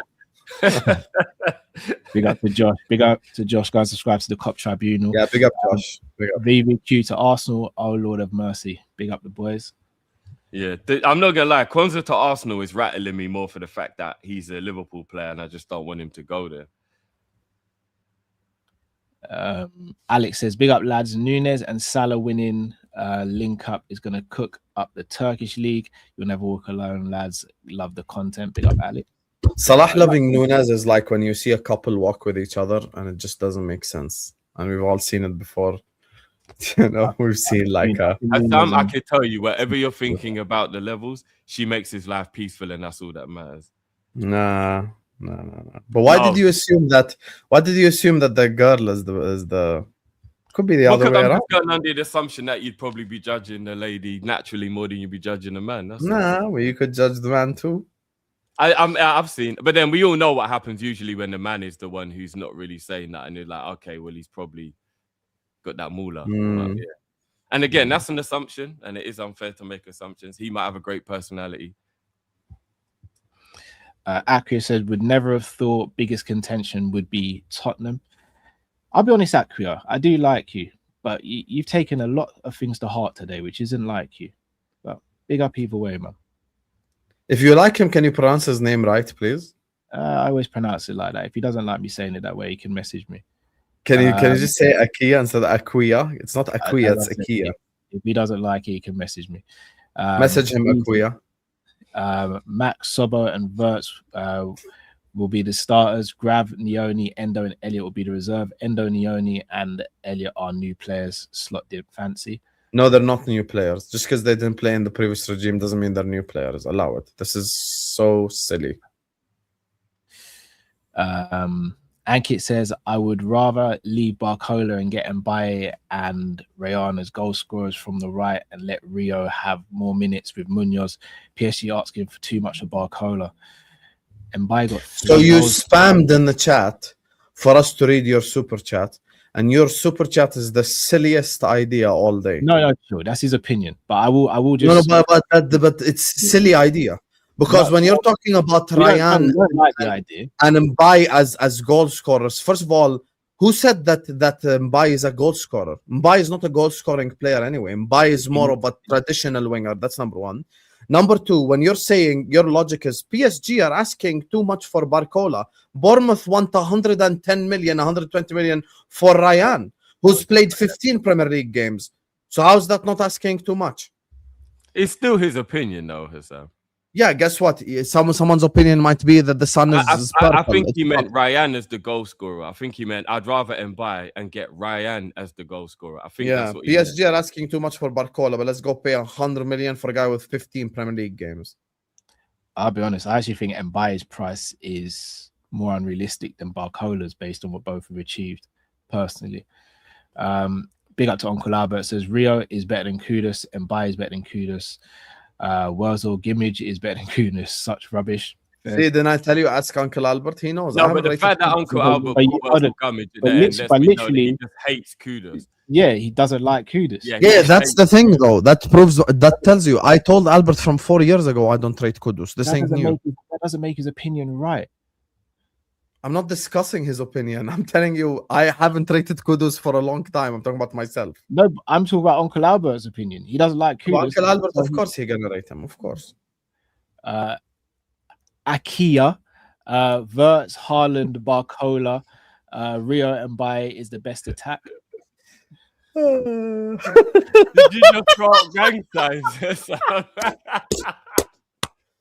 Spam Petty Cal in the chat, please. Oh my God. Oh, you're not going to bring out me this season. This show always gets Friday off to a banger, don't it? Hassam and Tom, if I didn't know better, I would accuse you of being prejudiced. What has Mbaye done in the Prem to show he is better than Kudus? Oh, so even after not liking how Kudus, how am I prejudiced? They're both from the same continent as well, and the same region of the continent. For Uncle Albert's question, what has Mbaye done? Forget about in the Prem in his career to say that he's better than Kudus. I don't rate Kudus. Very simple. That wasn't a question. Yeah, that's my answer though. Oh, what cool. vest is that, Hassam? Is that Rangers? No, that's Corinthians. Avoidance. That's what the vest is Flamengo, called. sorry. The vest is called. I think the vest is called avoidance. Akia, Hassam, you lost Arsenal glazing trophy. WCal. I'm apparently an Arsenal glazer. Akia says Hassam, they struggled last season because Haaland alone. Actually, they didn't struggle last season because Haaland was alone. They struggled last season because Rodri was injured. Haaland actually still wasn't Haaland the Golden Boot winner, I swear. He was. No, Haaland was dog shit from January to April, bro. He scored 1 league goal in 4 months in a title run-in. He was terrible. I wouldn't say he was dog shit. Bro. Micah says rank Haaland and Shirky, Palmer and João Pedro, and Verts and Isak. Haaland, Shirky 1, Isak, Verts 2, Palmer, Pedro 3. You know what's difficult about that? I would agree with you if we're going on what we've seen in the Premier League, but if we're going on what I know as a reputation, I would still say Verts and Isak is the best one out of those. You can you can rub your eyes, Hassan. Last season, before we'd had the terrible season we had, you absolutely would have said that. You absolutely would have said that. But we're basing it on now, though, Drew. Yeah, and based on now, I said I'd go Shirky Haaland. That's what I said. But I still don't think we can discount the fact that Verts and Isak, it can't just be, they had a bad year, so we just discount their overall quality. I think there's a bigger gap between. So much like recency bias in football. It's not recency bias. I think there's a bigger gap between Haaland and Isak than there is between Verts and Shirky. And if anyone watches our channel regularly, they'll actually know I'm not being reactionary there, because Drift, me, you, and Matt have spoken for years about Shirky and how highly I rate him. So I don't think there's a massive gap between Shirky. I mean, and if we're talking about consistency, then Shirky and Verts is night and day across their careers. Because if we're not just only going to go on talent, consistency, Shirky, that's the reason there's a reason Shirky went for 30 mil. And he didn't have as big a reputation, and no one else was in for Shirky. That's why he went. No, but that's the point, right? Because he hadn't built up anywhere near as big of a body of work. That's the point. Fair. Sheck says Martinelli scored more goals than any Liverpool player last season in the Champions League. Keep crying. Arsenal just find new ways of giving me joke. I mean, based on the conversation. Martinelli. I mean, the conversation was who's better at Martinelli and Rio. If the roles were reversed and Arsenal said that Max Dowman is better than Gakpo, we'd turn around and say Gakpo got this amount of goals and assists. How is Dowman in the conversation with Gakpo? Yeah, but Martinelli's been crap for about 2 or 3 years, which is why Arsenal want to get rid of him. Gakpo only played poorly last season. He was good before that. I says, gents, with the first game in 9 days and 9 days after the transfer window closes, how confident are you that the club will do something to make sure we get signings before it closes? I think we get one in. I think we get Barcola, and at a push we get one other. But I wouldn't be surprised if we didn't. I hope the Gakpo deal falls through. You know, I think we're only gonna get Barcola at this stage. After getting Harajo, I think we're only going to get Barcola. Hope I'm wrong, though. Same. Sheck says, this Hassan guy keeps changing the argument, talking about every other team is trash, but Liverpool will finish 4th or 3rd. I didn't say every other team is trash. You're very emotional. You get me? I said that Arsenal have the best defense and midfield and keeper situation. So I've got 1, 1, and 1. Your attack is shit. I stick by that. Marky says Kumas is way more likely to be a championship player than he has to be better than Martinelli. Remember, Rossiter, Woodburn. Yeah, and also remember Rio, and remember Trent, I remember Jones, I remember all the ones that made that. All I'm saying, it's a possibility. Sahil says, I'm okay. Neoni replaces Jones as long as we get a right back. We've got our right back, guys. His name is Araujo. If we got a right back and a backup striker, and then we got the 2 wingers but didn't buy a midfielder, I'd be all right with that. I could live with that as well. Big up Josh says, why is that still your photo, Hassan? I haven't had time to change it. You invited me in your stream. That's the only picture I had, so it's there now. Cal, do you know what we found out yesterday? Josh is 6'4". What? Yeah. We also found out that Drifty is 5'11". I didn't know that. Josh is 6'4". 6'4". Bloody I thought Drifty was 5'5" as well. You hear this disrespect, Cal? Yeah. How's it disrespect, bro? I thought you're gonna.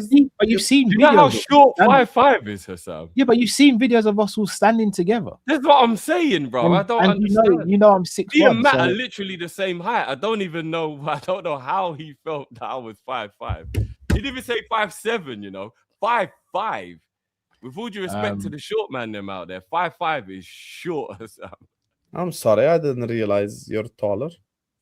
Trevelli says, you lot deserve this. Trevelli's an Arsenal fan. Big up Trevelli. Omo says, my first SPC. First super chat. Oh, first super chat. Big up. Yeah, grandpa. Get to the lingo, buddy.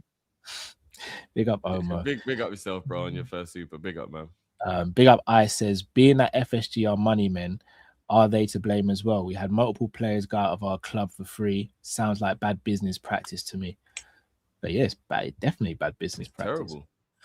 Show us your name on the screen. Last 2 years of how much Liverpool have recruited money wise could have definitely been way better. Akia says, you can pronounce name same cow, no hate, only love. No, Akia, I didn't think you had any hate. I was a bit confused why. I just felt like you're taking everything that I'd said today out of context, but it's all love, bro. It's never any hate there, man. I've always respected you, Akia, or Aquia, as I used to say. But you're Akia now.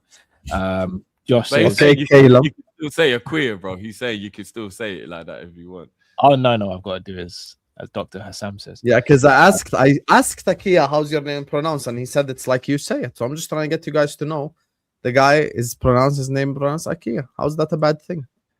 Sam, how do you say how do you say Dominic's surname? Sabasly? Okay. Yeah. Because there's still people who say Sabozilai, isn't it? No, I say Sabasly. Oh, okay. Cool. So yeah, I know how I don't call Callum Calum. You've got to know how to pronounce the names, buddy. It'd be different. It'd be different spelling. Yeah, people from all across the world. You've called me worse behind the scenes, but I don't want to get the money. No, I haven't. No, I haven't. No, I haven't. We know what you've called me off the scenes, huh? I had no idea. This guy messaged in the group chat. He's like, "Oh, Osama's late again." Could you show proof of that? Whoa, we might never believe show you, you know, you screenshots gotta of group chats. We never show screenshots of group chats. That's so sorry. wrong. Someone's gonna believe it one day. You gotta stop it, bro. No, my mum already has. My mum already It's already did. happened. my mum already did. I'm not going to say the first bit, Josh, but Vert's PFA Player of the Year. Balalala. Old shout. Yeah, no one believes that. Old shout.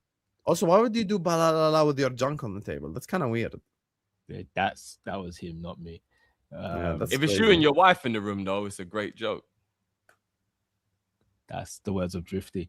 Hassam, have you got anything coming up today that you want to tell the people? No, I ain't got shit coming up.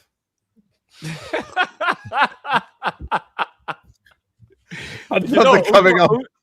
All jokes aside, even though you've been an absolute fraud like always, tomorrow, good luck, congratulations again, bro. Thank you, Habibi. And like genuinely wishing you the best. You know what I mean? All jokes aside, Just it's ruined it. beautiful. I was going to do a little whole speech and all that. But no. Oh, I sorry.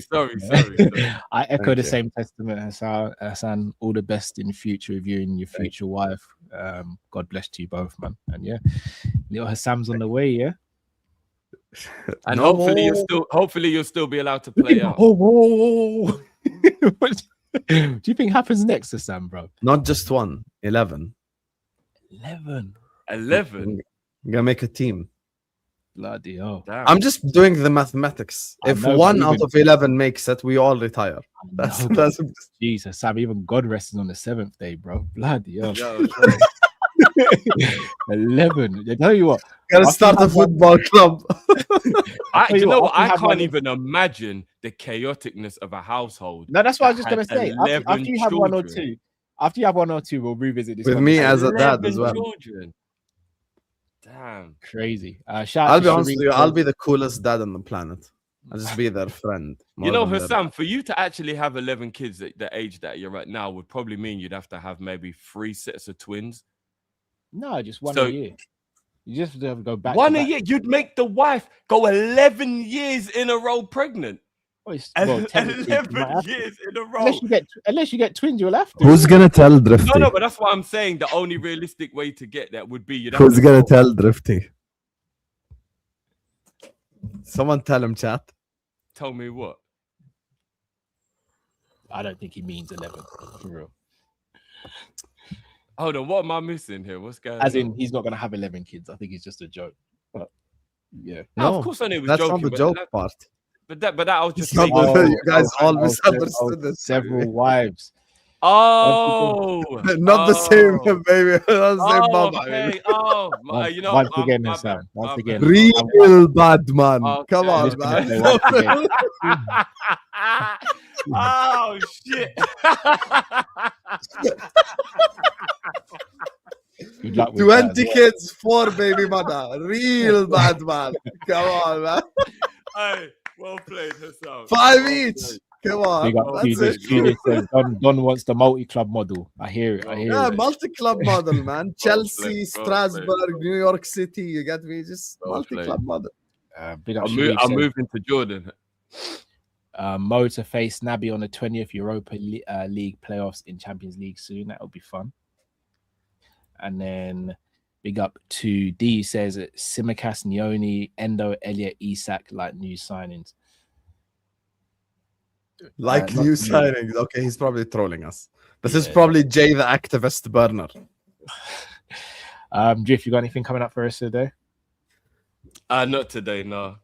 I had a video I put out this morning. If anyone wants to go check it out, appreciate it. Yeah, not until. Were you topless again? No, I wasn't this time. No. Callum, watch this, yeah? This guy does topless videos. Yesterday on Jamie's channel, he was trying to make out that, he's unhappy with his body. He was trying to make out like, oh yeah, I'm trying to gain 1 stone. Cal, all I said was I want to put on weight. I want to gain 1 stone. And then he does a stream and he's like, just naked, showing all his chest and shoulders. Like, hey guys, I know you guys want me to crash out. I'm naked on a beach. Allow it, bro. No one's ever naked outside who hate their body. You bro. do realize you could be happy with yourself, but want to gain a bit of weight, Hassan, right? You do know that, right? Drifty, let's establish there is a logic to being naked outside. If you're unhappy with your body, you're never going to be naked outside. I never said I was unhappy. I just said I want to put on a little bit of I want to weight. gain 1 stone. My metabolism is so good. Ooh. Wait, Hassan, don't you put up thirst traps on Snapchat? Whoa, I don't. I put up motivational videos No, for people to watch so they can go work out. That's Okay, not thirst cool. traps. Maybe I don't that's need that. Hassan, how do you think you're gonna get 5 wives, bro? Listen, we will find out later. Shout out to Uncle Albert. I was being sarcastic. I rate Coolers very highly. Wurzel Gummidge is a scarecrow played by John Pertwee. Maybe sometimes I forget how old I'm. Yeah, I don't even know those names. No, Both of words them. of damage, Cal, for real. No. Raw, okay. Oh, It's fair not enough. like repeat. It's like a kind of kids TV show, kind of. Even in the 90s, it was on TV still on repeat. So I'm surprised. To be fair, if Matt was here, he would have known. That's his generation. My favorite version of Matt is a 3 a.m. stream when he's in a tank top without a hat. That's Uncle Matt energy right there. Nothing better than Uncle Matt. It's like That's James unbelievable. Harden in the off season. This is the funniest shit ever. It's unbelievable. Funniest shit ever. I love this watching channel live- so much. You guys have no idea. I watch. Trust me. If you're watching this live or on repeat, please smash the like button. Subscribe to Tom's channel. He is actually making content now. Subscribe to Hassan's channel. He It's is. been a pleasure. Callum, you getting- actually cut your hair, right? Yeah. Did you walk to the barber? Whoa. No. Look at him. Look at him. He's going to make out like I'm an asshole. I'm asking if he can walk. I mean, how was I meant to take that comment? But did you walk there? Like, can you walk? I'm asking legitimately. I've got a ruptured Achilles, bro. I can't walk. Ah, okay. I thought you can walk again. So how did you get the haircut then? Like getting an Uber. Ah, okay. That's too much work. I would have just grown it. I have an event I've got to be at, so I'm not gonna lie, I rate that dedication because I would have just let Yeah, my hair that's grow. dedication. If I was in the middle of being injured, I would have as well. No, I plan to leave. I have an event, so I needed to freshen up a bit. Oh, yeah. We forgot you're a trillionaire. My bad. I wish. If I was a trillionaire, do you think I'd be sitting on camera with a bad leg right now? I'd have a new one. New one. See, Drifty, that's the reality. He wouldn't be on stream with us if he was a trillionaire. He just exposed himself. You see, Me, if I was a trillionaire, I'd still do the Friday collab. Last time you missed out the part where he said I wouldn't have an old leg, I'd have a new leg. See, that's the thing. He said if he was a trillionaire, he'd quit working with us. him and Montel are the most toxic people I know, not just on YouTube. How am I toxic? I'm just repeating your own statement, but I'm That's toxic. what toxic You've person literally added an entire sentence. is. Yeah. Anyway, let's read Akuya's super chat. Akia says tank top, no cap Matt is the final boss level. I agree with that. That's the funniest Matt you can get right there. Because he's so tired as well. Like, you know how tired he is on these streams. I did see him getting frustrated the other day when it was glitching a bit and he was like proper crashing out because it was glitching.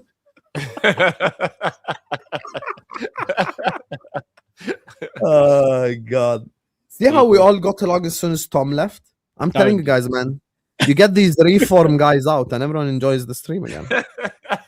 Same thing with that Josh bomb. You know what? yesterday. Married Hassam is going to be a whole different level of trolling and toxicity. You know, it's going to be crazy. Not even a troll. Big up Josh says, I Drift, you put me onto dance hall, can't lie. Josh, I explained to you yesterday.